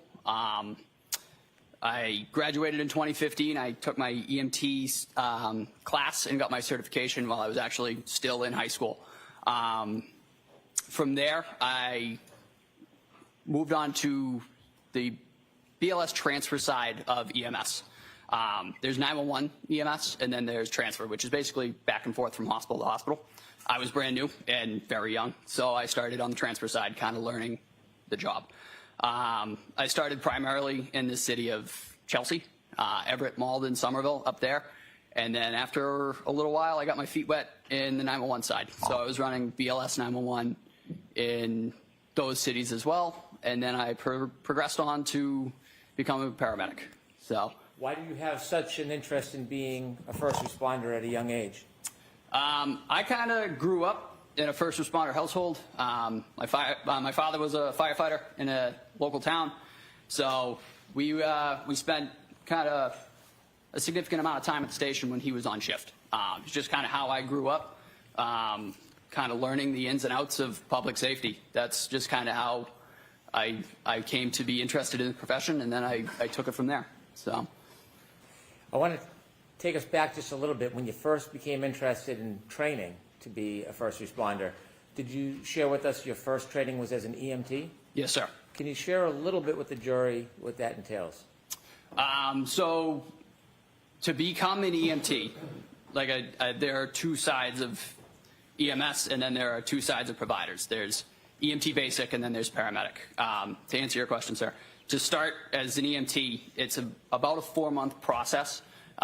You take classes. I believe mine was Tuesday, Thursday, every other Saturday. Learning just anatomy and physiology, basic pharmacology, and kind of how medications interact with the body and different disease processes. From there, you start learning basic interventions, backboarding, C-collars. As part of your work in learning to be an EMT, are you active in the field? The initial training is, that's mostly classroom-based, but once you sit your national written tests and you're able to pass all that and pass practical, then you're able to progress into the field. And did you succeed through the EMT training? Yes, sir. At that point, did you decide you wanted more training? You wanted to proceed through the profession? Yes, sir. So after a little while, I worked for about 1.5 years in the field and decided that I genuinely enjoyed the work that I was doing. I then made the decision to progress to the paramedic level. That's a significantly more challenging academic portion. And Can you briefly share with us a little bit of the training that you needed to complete to be a paramedic? yes, And how- paramedic training is about, I would say, generally takes people about 2 years to complete. There's about 1 year of classroom. It delves far deeper into not only diseases, but how they interact with multiple body systems, multiple different treatment modalities that we can pursue, multiple different interventions, a whole host of medications, far more medications than a BLS. As a paramedic, I have a much wider range of drugs that I would be able to select to treat different patients. As you worked through your training and got this experience, did you ultimately become employed by the Canton Fire Department? Yes, sir. What did they hire you as? They hired me as a firefighter paramedic. And so you were both a firefighter and a paramedic. Yes, sir. Does the Canton Police Department, in their units, do they include paramedics and firefighters in the same division? The Canton Police Department or the Canton I'm Fire? sorry, the Canton Fire Department. Canton Fire Department, the vast majority of the employees of the Canton Fire Department are paramedics.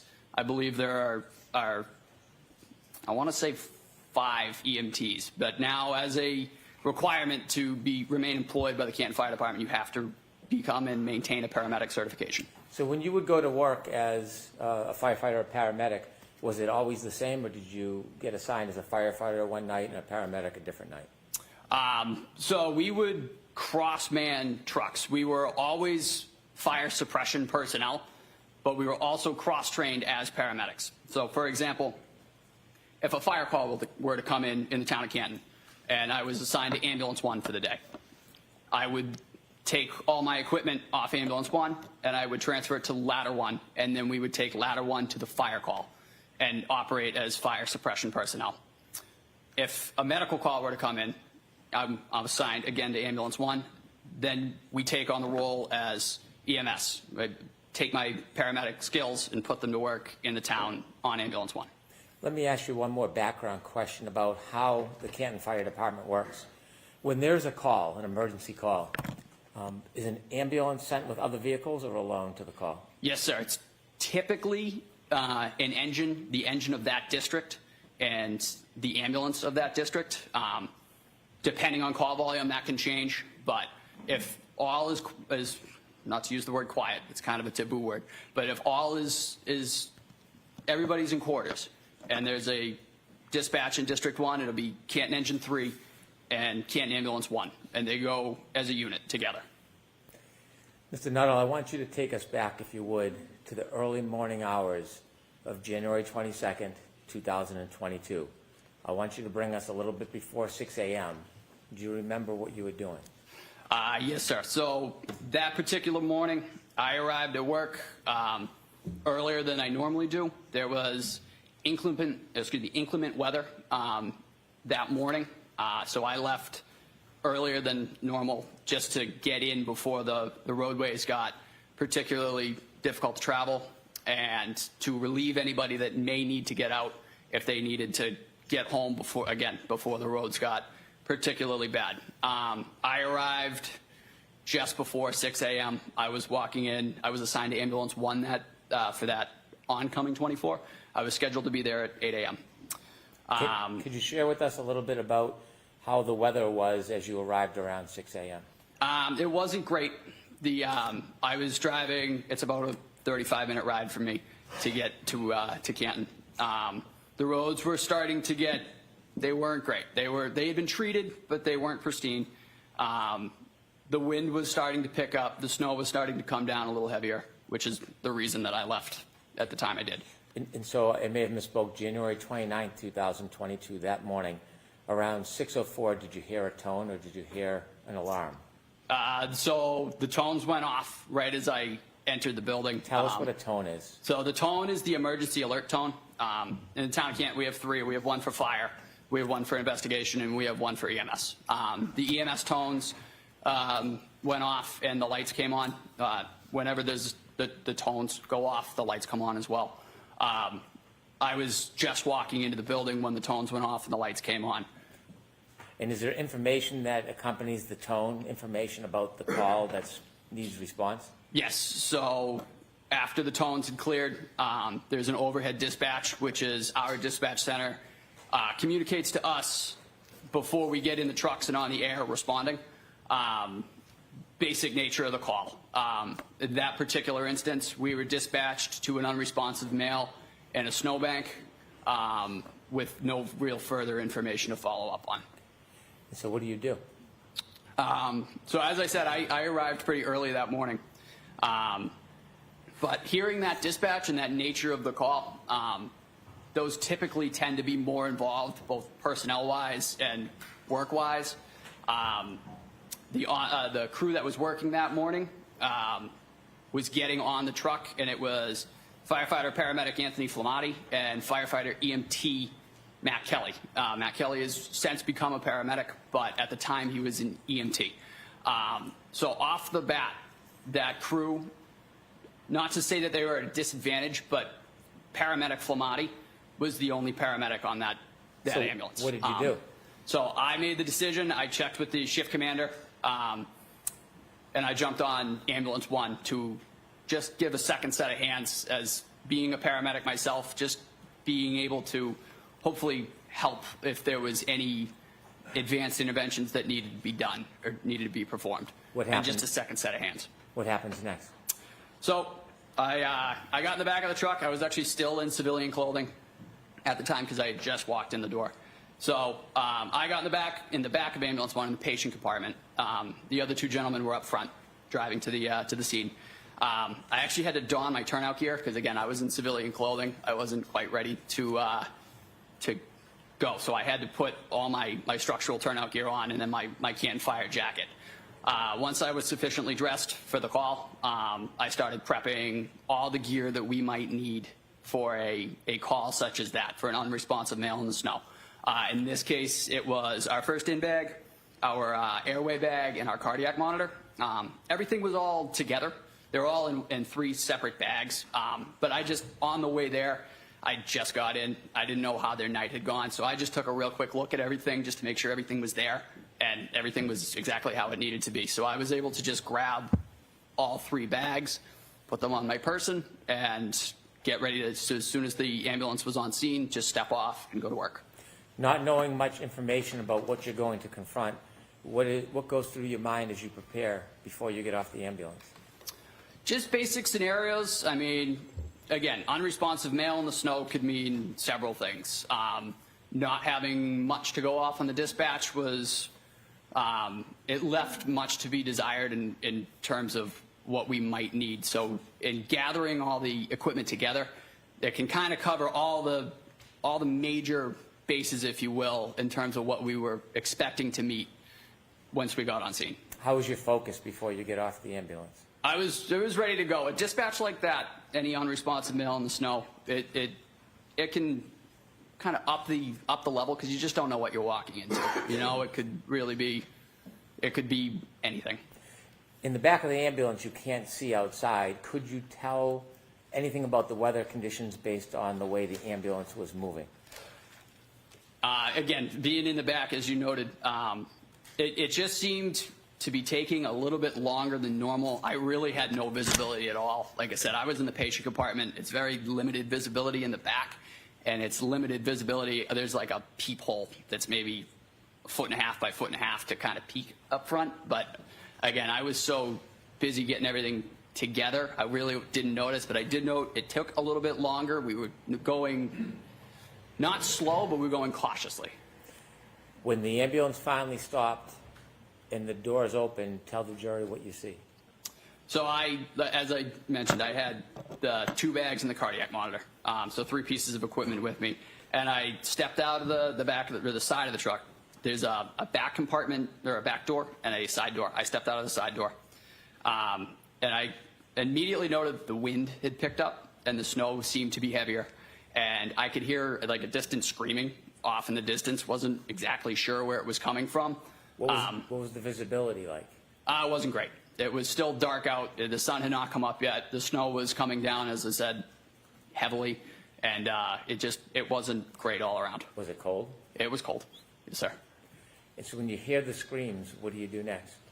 I started making my way kind of towards the sound, following the sounds. I couldn't see anybody yet. So I just kind of followed the sounds. And then once I was able to get around the side of the truck, that's when I was able to see a group of 3 individuals with Canton Police. And I started making my way over to them to see where the patient might be located and what was going on. As you get closer, tell us what you see. So as we approached the scene, as I said, there were 3 individuals, and Canton Police were on scene as well. and then there was what appeared to be a human figure laying supine in the snow. I'd say about 6 to 8 feet, kind of where the sidewalk met the front lawn of a residence. What does supine mean? So that he was laying on his back. From there, I made my way directly over to that individual and started checking for signs of life. How do you check? Do you get close? Do you get down on the ground? Yep, so I knelt right at his head. Typically, to check for any signs of life, it's just as you see in TV or anything like that. You check the carotid pulse, and you check for any signs of breathing or anything like that. Where's the carotid pulse? So the carotid pulse would be right in the neck. Like and just real quick, 2 seconds, you can check either side. They're on both sides. Those are the strongest pulses that you can grab quickly. So I just real quick went right to that gentleman. Like I said, I looked for any signs of breathing. I found none. I checked a carotid pulse, and I found none. How was his skin to the touch? He was very cold to the touch. He wasn't warm? No. So after you touched his cold skin and you felt the carotid, is it carotid artery? Is that how you Yes, call sir. it? Carotid artery. Did you come to any initial quick assessments or conclusions in your mind? So I found, like I said, I checked for signs of life, the carotid, the signs of breathing. I found none. From there, we had ascertained that there is no signs of life. As I was checking that, the other 2 individuals on the ambulance came and met me, and they began doing the same thing, just to check. Sometimes you can look and you can miss. So the other paramedic, Anthony Flamati, started checking my work, and then we kind of went from there. But I found no signs of life in my initial. So firefighter paramedic Flamati arrived to this person after you did? Yes, sir. I was the first one to actually put hands on the individual and check for signs of life. Did you later learn the name of this man? I did. And what was that? John O'Keefe.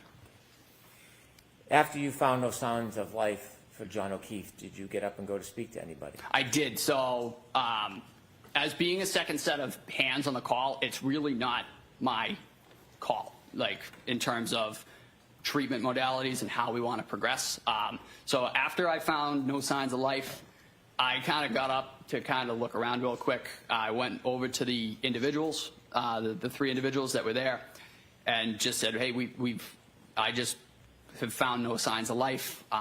We're going to see the next steps. And as I was saying that was when Anthony Flamati, who is the lead paramedic on this, made the decision this is a workable cardiac arrest.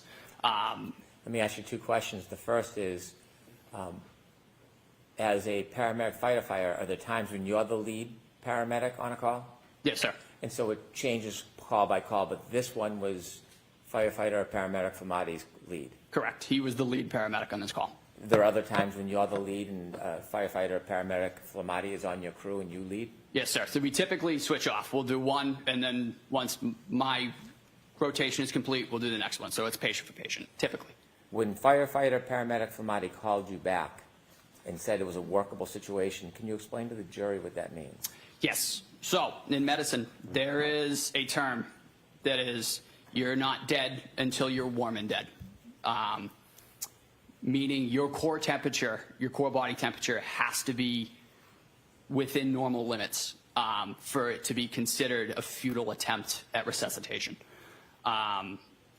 Noting that, Tony, the other paramedic, Tony Flamati, realized that this gentleman was very cold to the touch and that this was now a hypothermic cardiac arrest, or a cardiac arrest in a hypothermic setting, which means as providers, we have a duty to initiate life-saving measures, CPR, ventilation, and continue those efforts until we get him to a hospital and a physician is able to take over and they are able to monitor his core body temperature for a certain amount of time.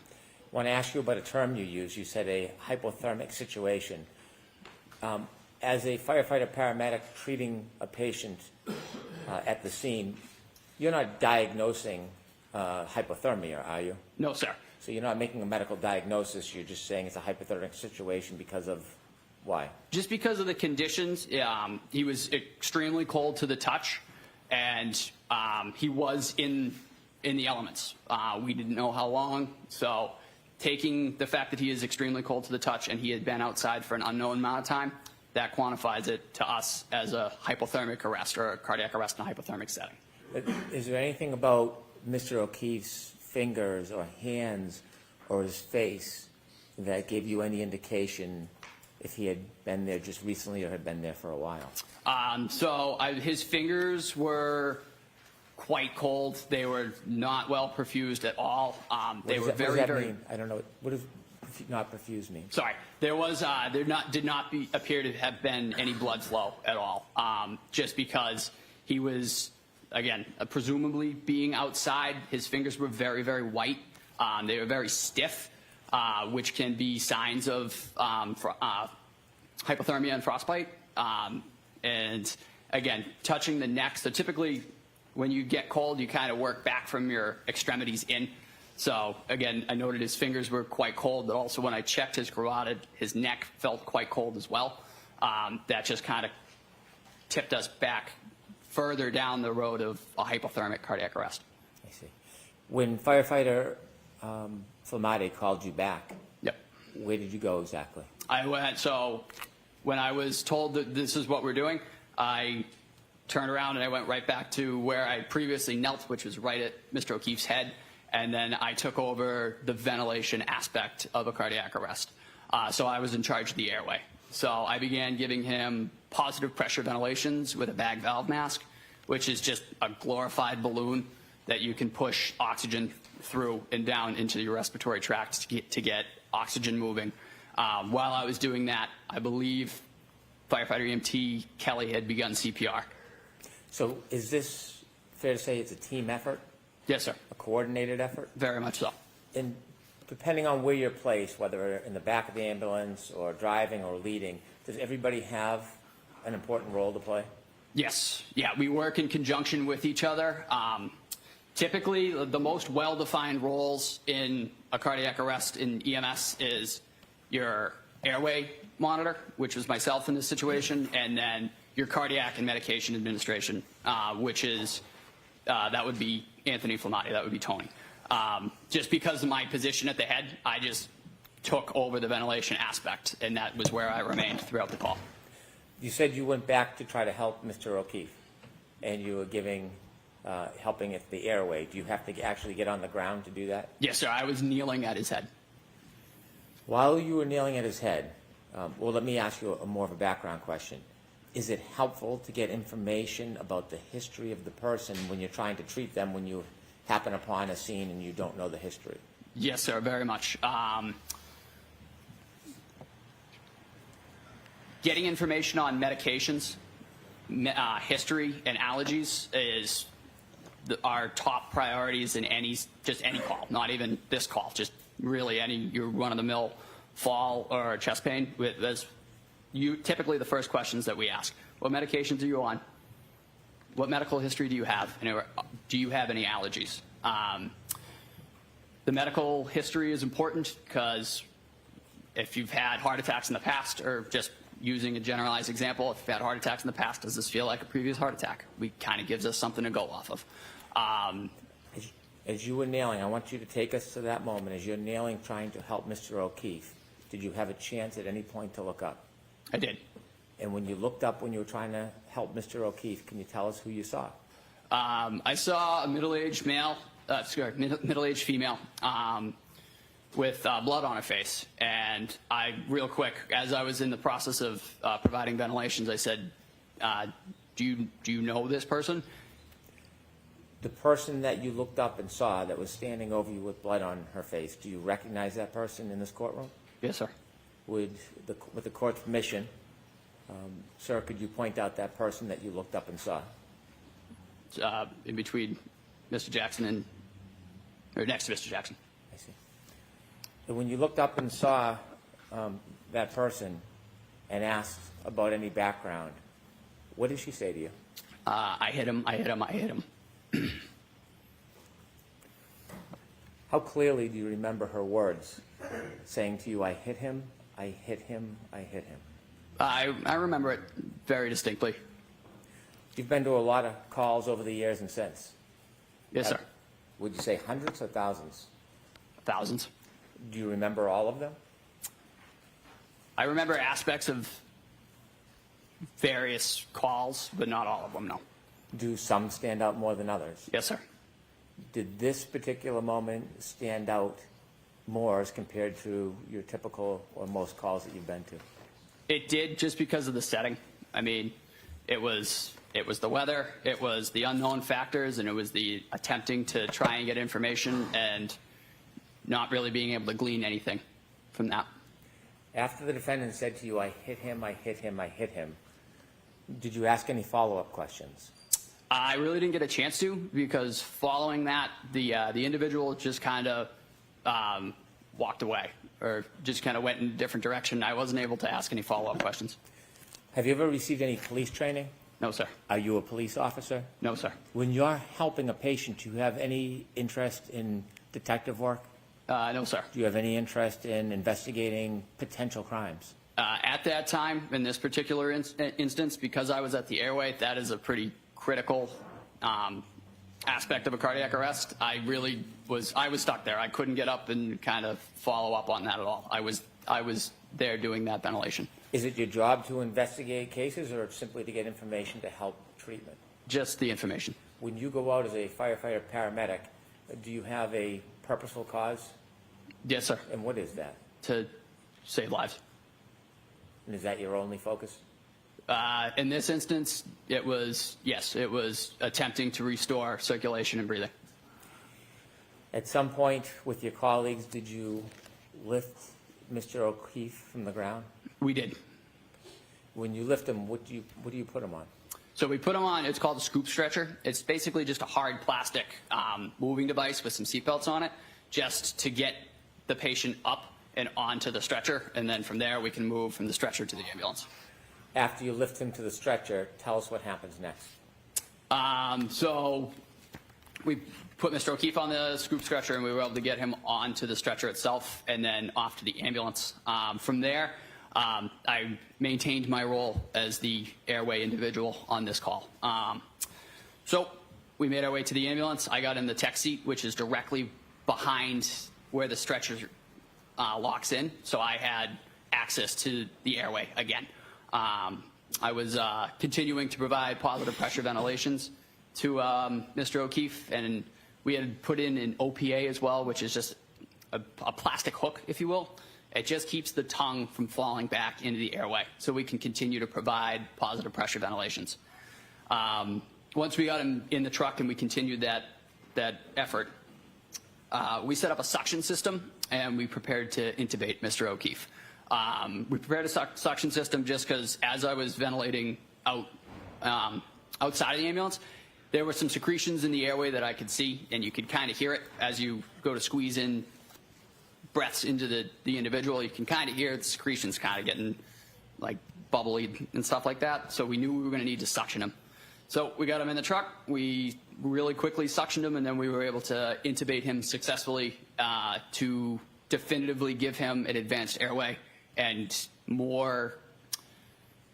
give him better ventilations, get more oxygen into his system. Now, you mentioned that he wasn't warm, he was very cold. No, he was still very cold. What does the team do to try to assist with that? The most basic thing that we did, we turned the heat on as high as it would go. We also stripped all of his clothing off, just getting all of that wet clothing off of him. I didn't really have a role in that particular part of it, just because once you're on the airway, that is kind of yours. Nobody can breathe for him, so every time I squeeze that bag, he gets a breath. So I'm kind of tied to that airway for the duration of the call. So when your colleagues are stripping the clothes off him, is your attention on the clothes or more on the airway in your job? No, I'm maintaining the airway. If an endotracheal tube is dislodged for whatever reason, it is typically more difficult to get one in. So the integrity of that tube staying where it is and not being dislodged, that is another key aspect of airway management. As you're doing that, do you notice what anybody else, any of your colleagues are doing to help?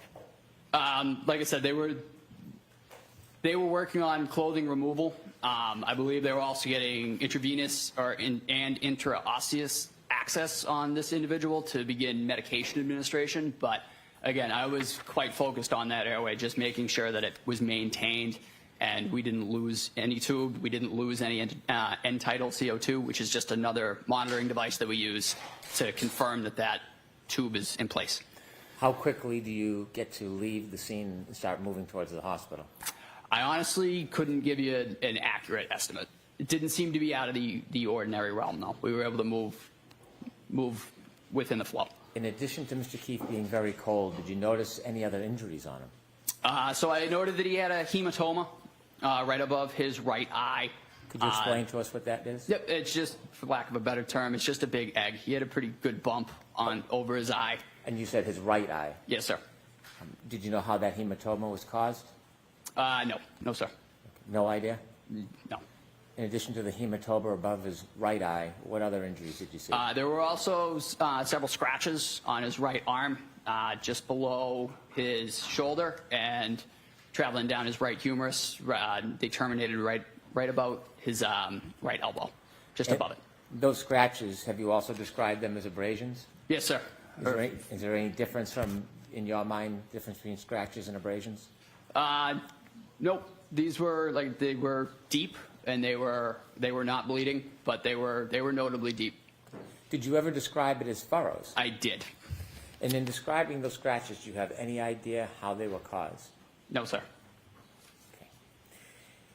And did you notice any other injuries on Mr. O'Keefe? No, sir. Those were the only ones that we noted. As I mentioned, we suctioned a little bit of blood out of the back of his airway as well. I believe it was blood, mucus, and saliva. But those were the extent of the injuries that I was able to note. Did you notice anything about the back of his head? Actually, yes, I did. I apologize. There seemed to be a little bit of matted blood around in his hair around there. Really didn't see anything too obvious at the time. He was also placed in a cervical collar as well, following intubation, and that was kind of there just to maintain his cervical spine. But there was, like I said, there was noted to be a little bit of dried blood on the back of his head. At some point, did you finally make your way with Mr. O'Keefe to the Good Samaritan Hospital? Yes, sir. And just share with us what happens when you get there. So after we got there, we handed off care to Good Samaritan Medical's physicians and ER nurses.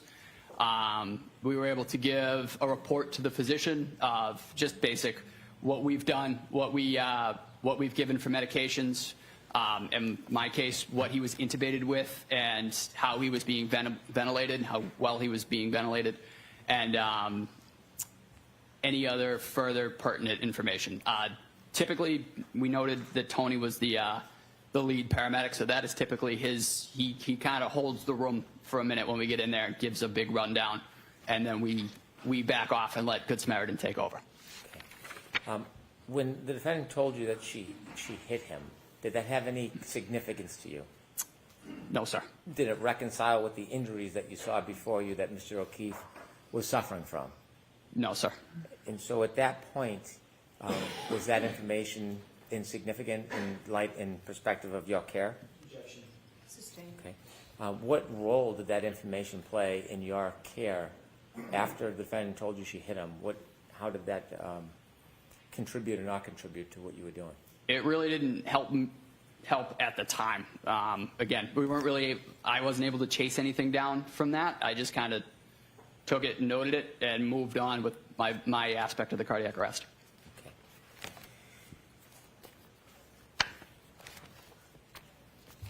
Have you had an opportunity at any point to see any video of that morning taken from any source, police car, dash cam? Yes, sir. Okay.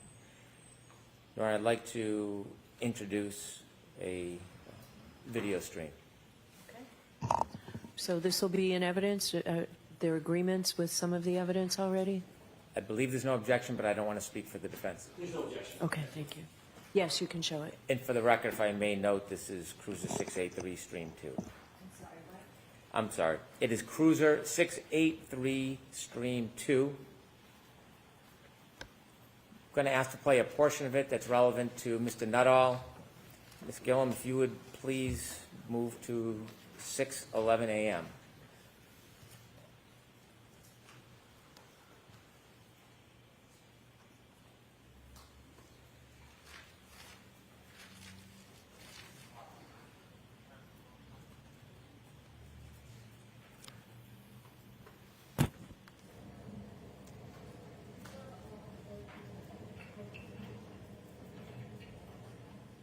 Please stop the video. Mr. Nuttall, do you see the red lights reflecting on the left? Yes, sir. Do you know what those red lights are? Presumably those would be ambulance 1. Yeah, so not what you presume. Do you know what they are, sir? And those are the lights for ambulance 1. Do you see the weather conditions as it's depicted on this video? Yes, sir. Oh, as you stood outside, was it same or different to how it appears in this video? That is the same. When you look to the left, you see a straight line about an inch or two from the left of the screen. Do you know what that item is? Sorry, sir. Repeat the question. If you look to the left of the screen, Yep. you'll see a straight item from the bottom halfway up the picture. Do you know what that item is on I the believe video? that's a flagpole, sir. Do you see a little bit of movement of bodies near that flagpole? At the present time, no. Okay. Could we continue to play, please? Yep, there they are.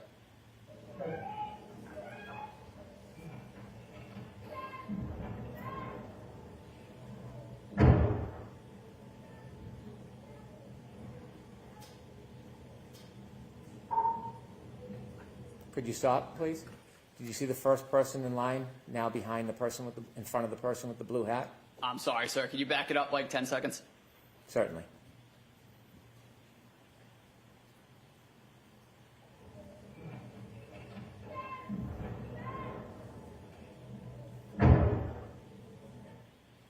Keep going, please.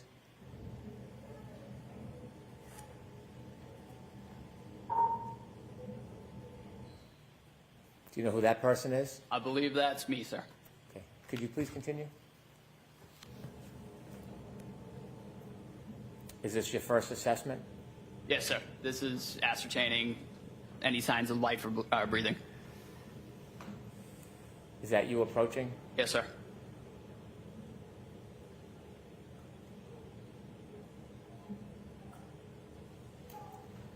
Could you stop, please? After informing you return, is that after firefighter Flamati called you? So right after that, when I turned around, that was when Tony said, "Hey, we're working this." Okay. Please continue.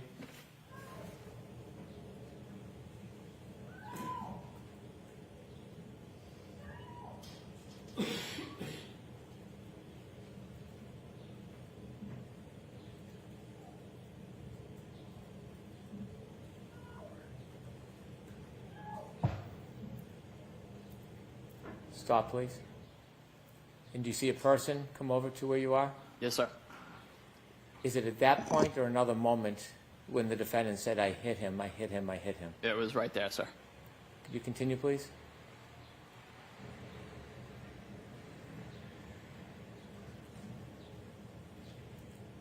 Could you stop for a moment? There's no voices or noises from people coming through that audio. When you were there that night, throughout the event, was it silent or were people speaking? Did you hear people speaking? There was, as I noted when I got out of the truck, there was quite a bit of screaming. It was quite chaotic. The wind was also a factor, but there were people around. They were speaking within themselves too, but there was screaming, there was wind, and there was different side conversations as well. And when you were working on Mr. O'Keefe, were you having conversations with your colleagues? Yes, sir. They're not picked up on the audio? No, sir. Please continue.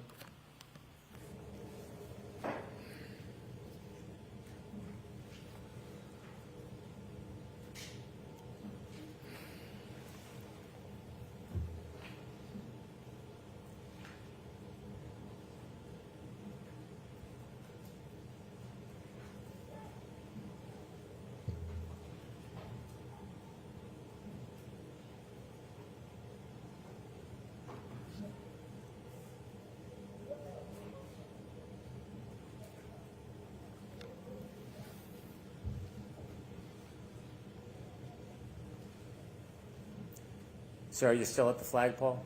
Yes, sir. I'm kneeling at the head of the patient.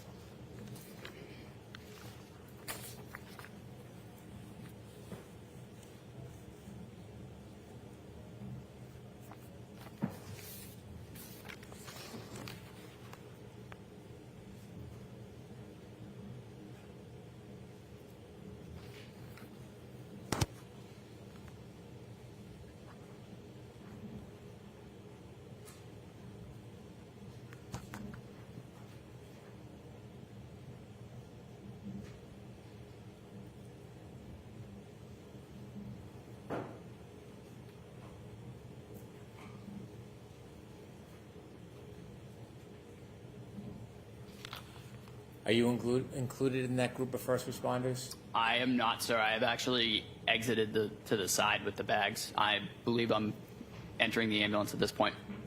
Okay. Thank you. We can conclude the viewing.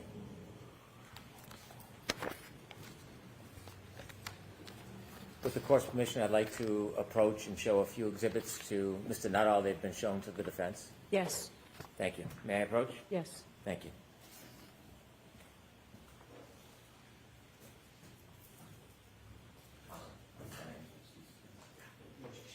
No objection. I'm going to show you a photograph. Yes, sir.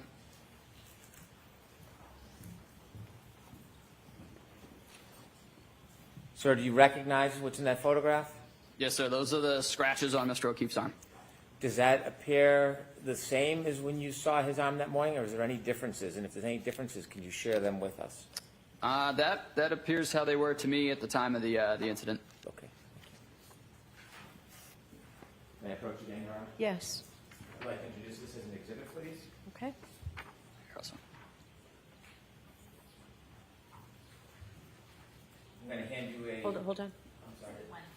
Thank you. Pardon me, Your Honor. May we publish to the jury? Yes.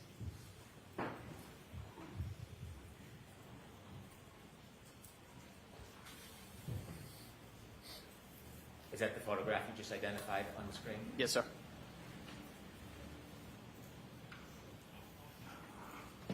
Showing you a second photograph, I'd like to ask you some questions about it. Can we take that one down, Mr. Brennan? Yes, of course. Please, Ms. Gilman. Thank you. Does that photograph, do you recognize that area? Yes, sir. Is that the same or substantially the same area where you helped try to treat John O'Keefe? Yes, sir. Does that look to be a fair and accurate representation of the area? It does. With the court's permission, I would introduce this as an exhibit, please. Okay, and there's no objection to any of these three? None. Okay. Yes. Thank you. Thank you. With the court's permission, could I publish exhibit 2? Yes.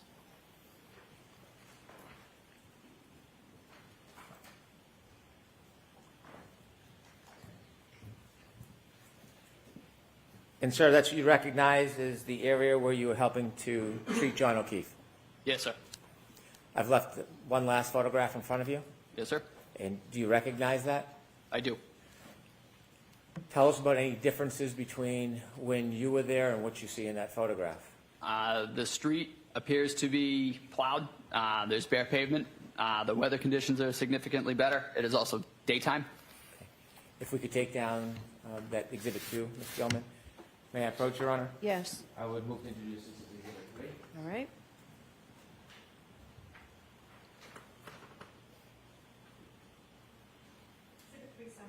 With the court's permission, I'd like to publish exhibit 3. Sure.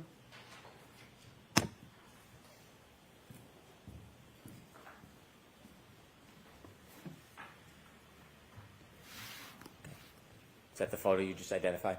Yes, sir. Okay, we can take that down, thank you.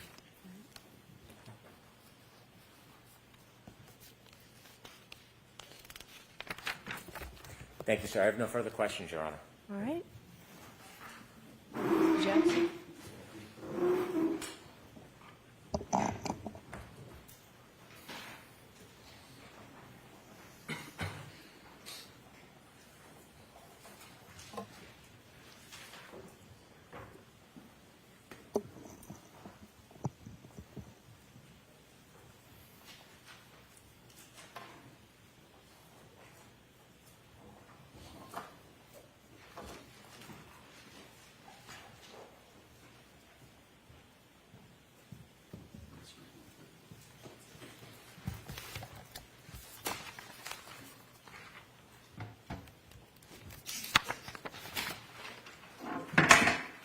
Thank you, Your Honor. May I? Yes, please.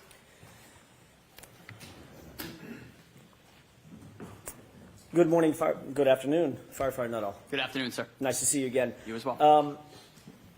Before your testimony this morning, how many conversations had you had with any member of the prosecution team in anticipation of your testimony today? I believe it was 3, sir. When were those? I could not give you dates off the top of my head. Give me a time frame. Within the last 3 weeks, within the last 3 months, last 3 days? Within the last 3 weeks, I believe one the week after that, and then one last night. One? Last night. Last night. What you did discuss, let's take them in order. First of all, who'd you meet with 3 weeks ago? I met with Mr. Brennan and his staff. And when you say his staff, who else? I honestly couldn't tell you, sir. Mr. Lally? No, sir. Male, female? One female, one, I believe, state trooper. Okay. Had you ever met State Trooper Tully previously? Yes, sir. Actually, I believe that was him. It was State Trooper Tully? Yes, sir. Whom you've met with several times, correct? Prior to that, I believe only once or twice. He was the one that he has formally interviewed you previously, correct? I believe he arranged the meetings with Mr. Brennan, but Okay. Beyond that, I can't speak to. What did y'all discuss 3 weeks ago? The first meeting, going in order, it was mostly just kind of an introduction. I had not met Mr. Brennan yet. I really didn't know him. So it was mostly that, and then just kind of seeing where we were at with testimony, going over previous testimony, and in that sort of realm. Prior to today, how many times have you testified under oath concerning the incident on January 29th, 2022? Once at a grand jury hearing and once last year.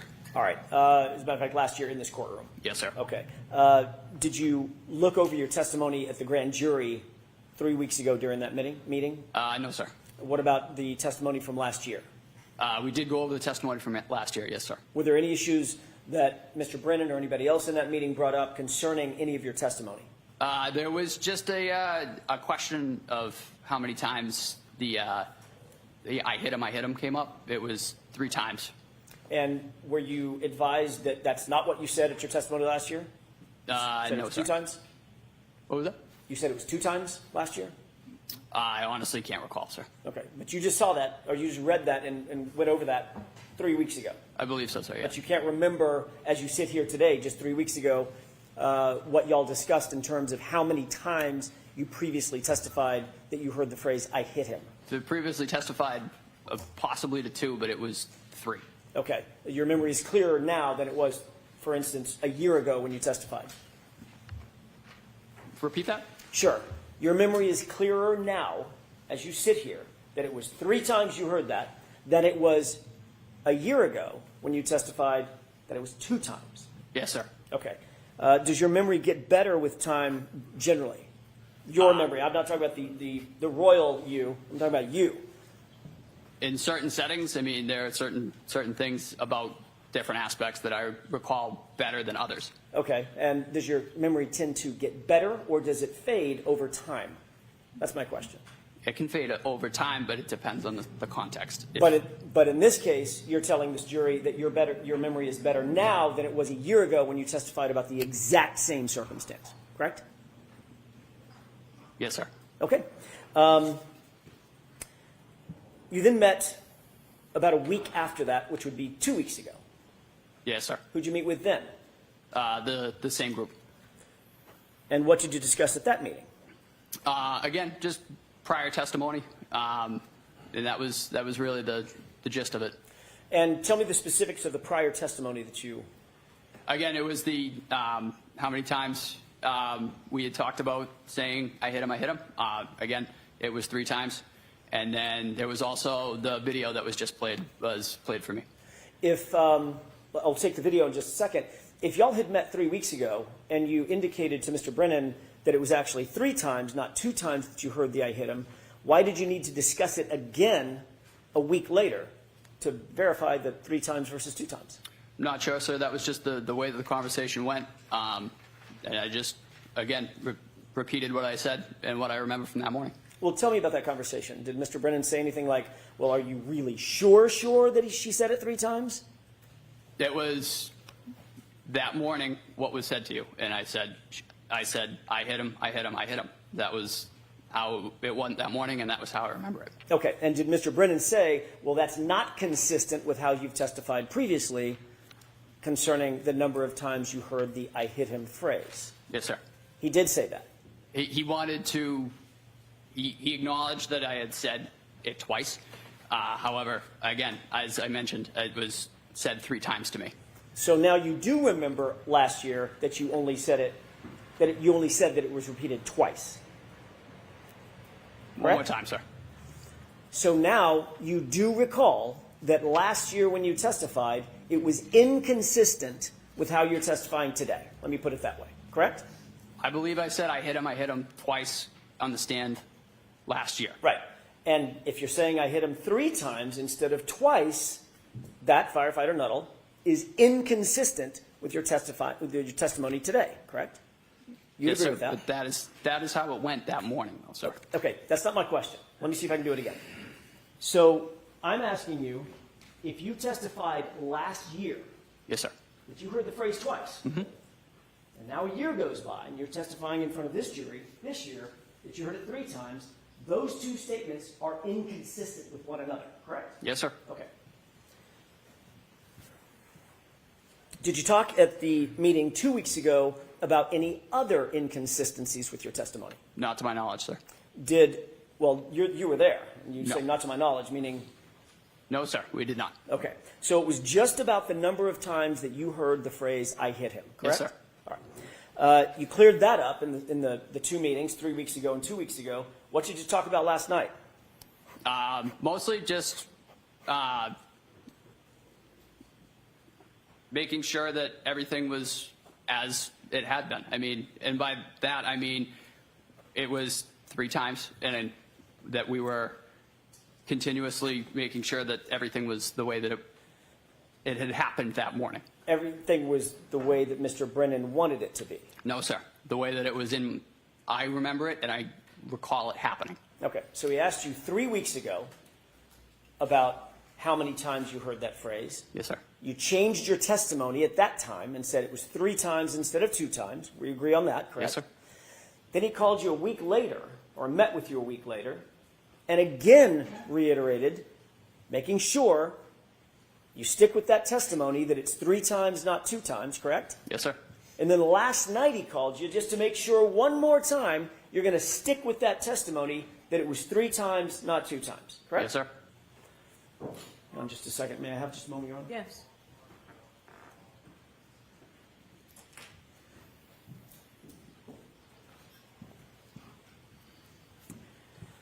Okay. And when you talked last night, did you assure Mr. Brennan, nope. When we come in tomorrow, I'm certainly going to say it was 3 times, not 2 times? No, sir. I told him I would tell my recollection of that morning. Okay. And did you tell him that what my recollection is, I'm going to tell the jurors it was 3 times that I heard it? That was what I heard. Okay. Did you tell him that's what you were going to say today? No, sir. You didn't? I told him I was going to tell him what I remembered from that morning. Which was what? I hit him. Which is how many times? 3 times, sir. And that's inconsistent with what? I believe a year ago. Okay. Now, you also talked about, I want to get back to the other thing that you talked about. You said that at some point, either in the meeting 3 weeks ago, the meeting 2 weeks ago, or the meeting last night, you were shown a video. Yes, sir. Which one of those meetings were you shown a video? I believe the second one. Okay. Were you shown the entire video? No, sir. Just the clip that we saw? Yes, sir. Okay. What did y'all talk about in relation to that video? Mostly nailing down who was who in that video. Okay. Being the other personnel on scene, where I was, and that was about it. He showed you the clip that you showed.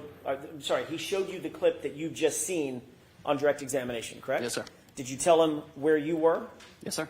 Did Mr. Brennan ask you to define exactly where it was that you supposedly heard this phrase, "I hit him"? No, I was able to give that to him, sir. Okay. And what you told him was that moment when you see my client walk over sort of to the left of the screen, correct? Yes, sir. And you defined that's the point at which she said, "I hit him, I hit him, I hit him." Yes, sir. And that's in response to your question. I want to make sure I'm clear about this. You asked, "Do you know him?" Yes, sir. And she repeated the phrase 3 times, "I hit him, I hit him, I hit him." Correct. Okay. We'll talk more about that in just a second. Did Mr. Brennan ask anything else about that specific video? No, like I said, he kind of asked me to point out different individuals on the scene, and that was really the extent of it. You saw that same video last year when you testified, correct? No, sir. You didn't see it last year? Not to my knowledge, no. In preparation for your testimony last year? I did not. Did you see it before your grand jury testimony? No, sir. Okay, so this is the first time that you've seen it. Yes, sir. And you were able to establish for Mr. Brennan exactly when it was that you believe you heard the statement based on your view about 2 weeks ago of that video. No, that was the way that I remember it. Right, That but not morning. a trick question. My question is much more simple.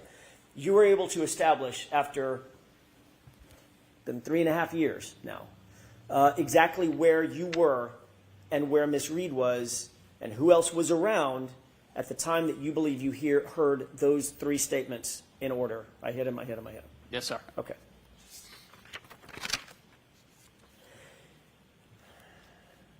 You testified last year as well that there is a normal protocol for removing clothing from a patient, and it's essential to just discard it and get it away from the patient so that you can concentrate on the life-saving measures that you're undertaking, correct? Yes, sir. That could be done you said in the ambulance, it could be done in the hospital, it could be done in situ, out there in the field, correct? Yes, sir. But the point is you want to get as much clothing off of the person as possible so that you can assess that person's physiology. Yes, sir.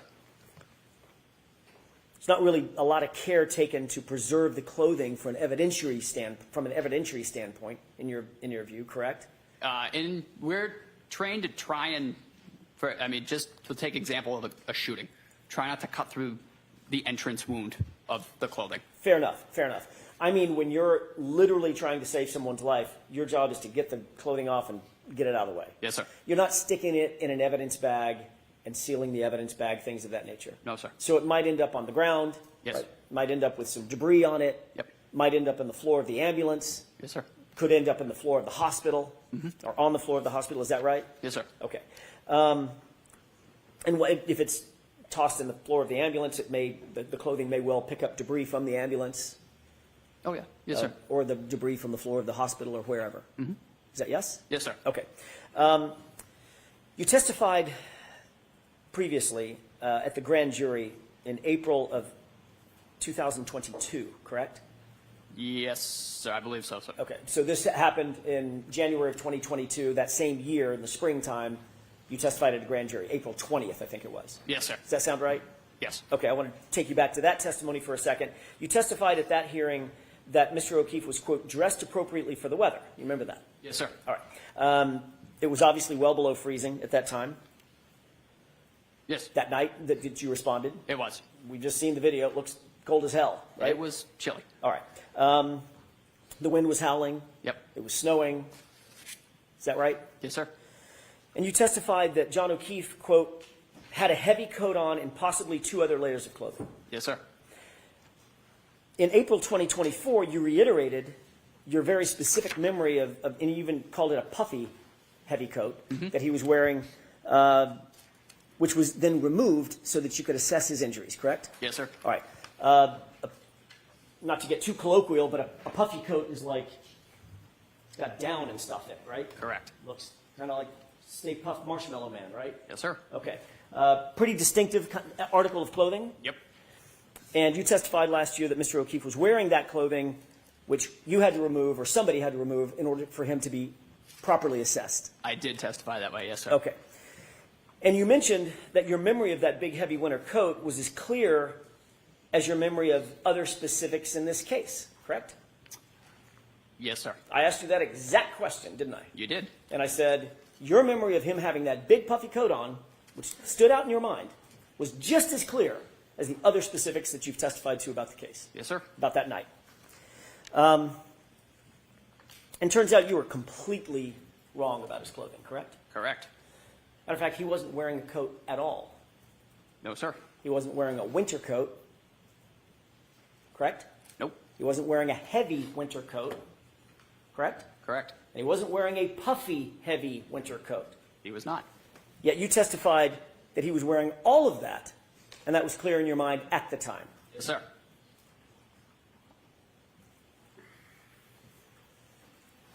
Did Mr. Brennan bring that up during the meeting 3 weeks ago? He asked about what I had meant when I said appropriately dressed. So you did talk about something other than just, I hit him, correct? Yes, sir. When I asked what y'all talked about, why didn't you tell us that? To be perfectly honest, sir, I did not remember until right now. So your memory is fading even after 3 weeks. Yes, sir. Got it. The fact is, well, let me ask you a different question. Did Mr. Brennan tell you what Mr. O'Keefe was actually wearing? No, sir. Actually, I believe you did. Last year, didn't I? Yes, you did. It's a short sleeve T-shirt and a little thin wool hoodie, right? Yes, sir. Wasn't wearing a hat. No, sir. Wasn't wearing, as a matter of fact, didn't even have a shoe on, correct? Not to my knowledge. And obviously, goes without saying, but I'm going to ask it anyway, that's not being appropriately dressed for the winter. No, sir. Yeah. You indicated that you did notice certain injuries on Mr. O'Keefe's person. Sir. Once you got him back in the ambulance, obviously it's lighter, meaning brighter lights. You have more equipment in the back of the ambulance. You can better assess somebody's well-being, correct? Yes, sir. And you indicated you had a, quote, much better picture of what we were dealing with, correct? Yes.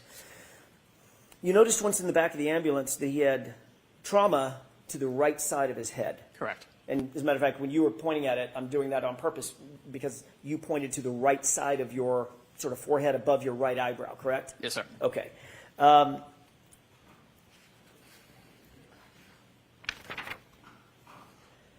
The majority or the worst injury that Mr. O'Keefe suffered was actually to the back of his head, which you indicated, you noted, was quite matted with blood, correct? Yes, sir. I want to talk about the injury to the right side of his head as distinct from the back of the head injury for just a second.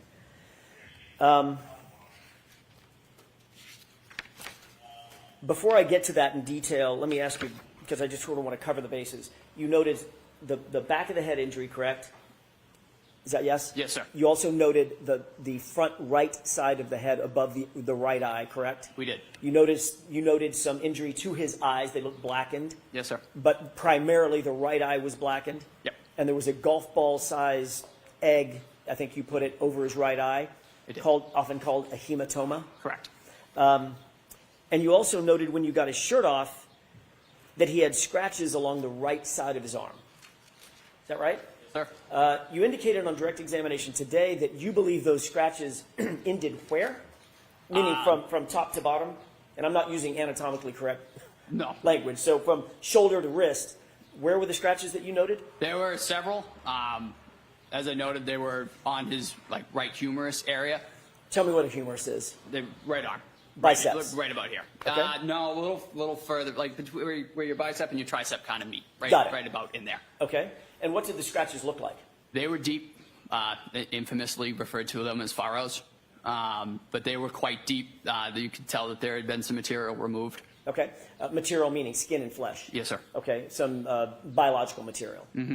Is that yes? Yes, sir. And were they parallel? Meaning they were going in the same direction? Yes. Were there any scratches below the elbow as There well? were. Yes, there Okay. were. They were not as significant as the ones on the upper arm, but they were noted. Okay. And those were parallel as well? Yes, sir. And they looked like scratches to you. That's how you described them? They did.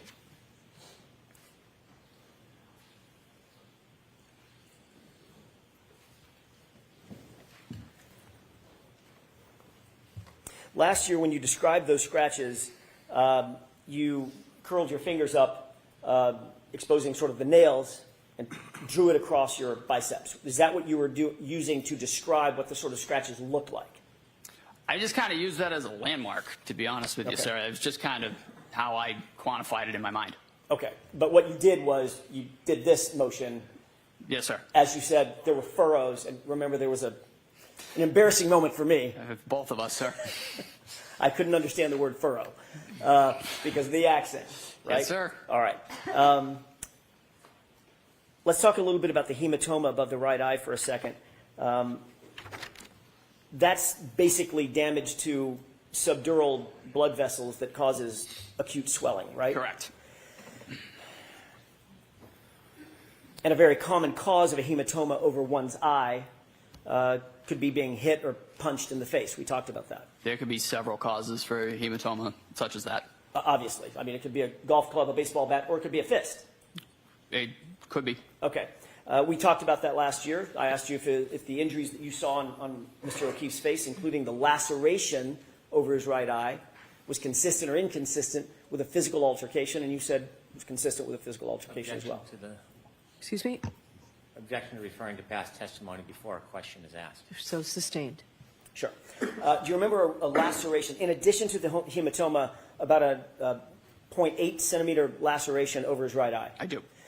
Tell me I'm using a word that maybe not everybody understands. I didn't understand it when we first started this thing. What's a laceration? What's the difference between that and a cut? A laceration is they're basically the same thing. A laceration is just a deep cut. Okay. So it's a parting of the skin. Correct. In other words, where the skin separates. Yes. And that can be from blunt force trauma, meaning something hits it rather than cuts it. You can get Sustained.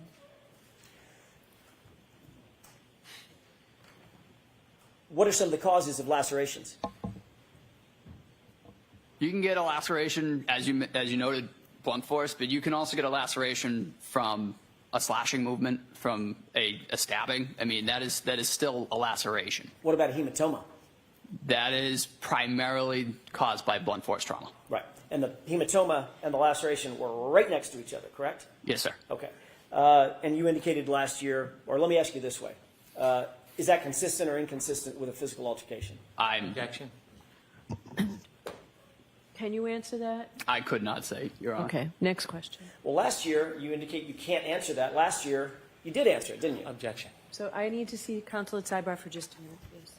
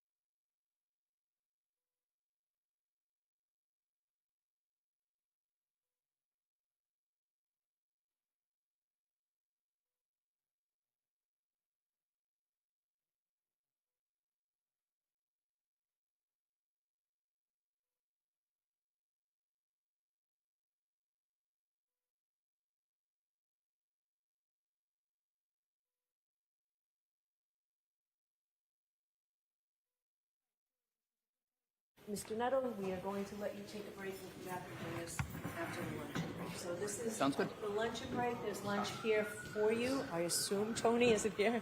It is here. Okay. There's lunch here for you. We'll see you in about a half an hour. All rise, please. Jurors, leave your notebooks in your chairs.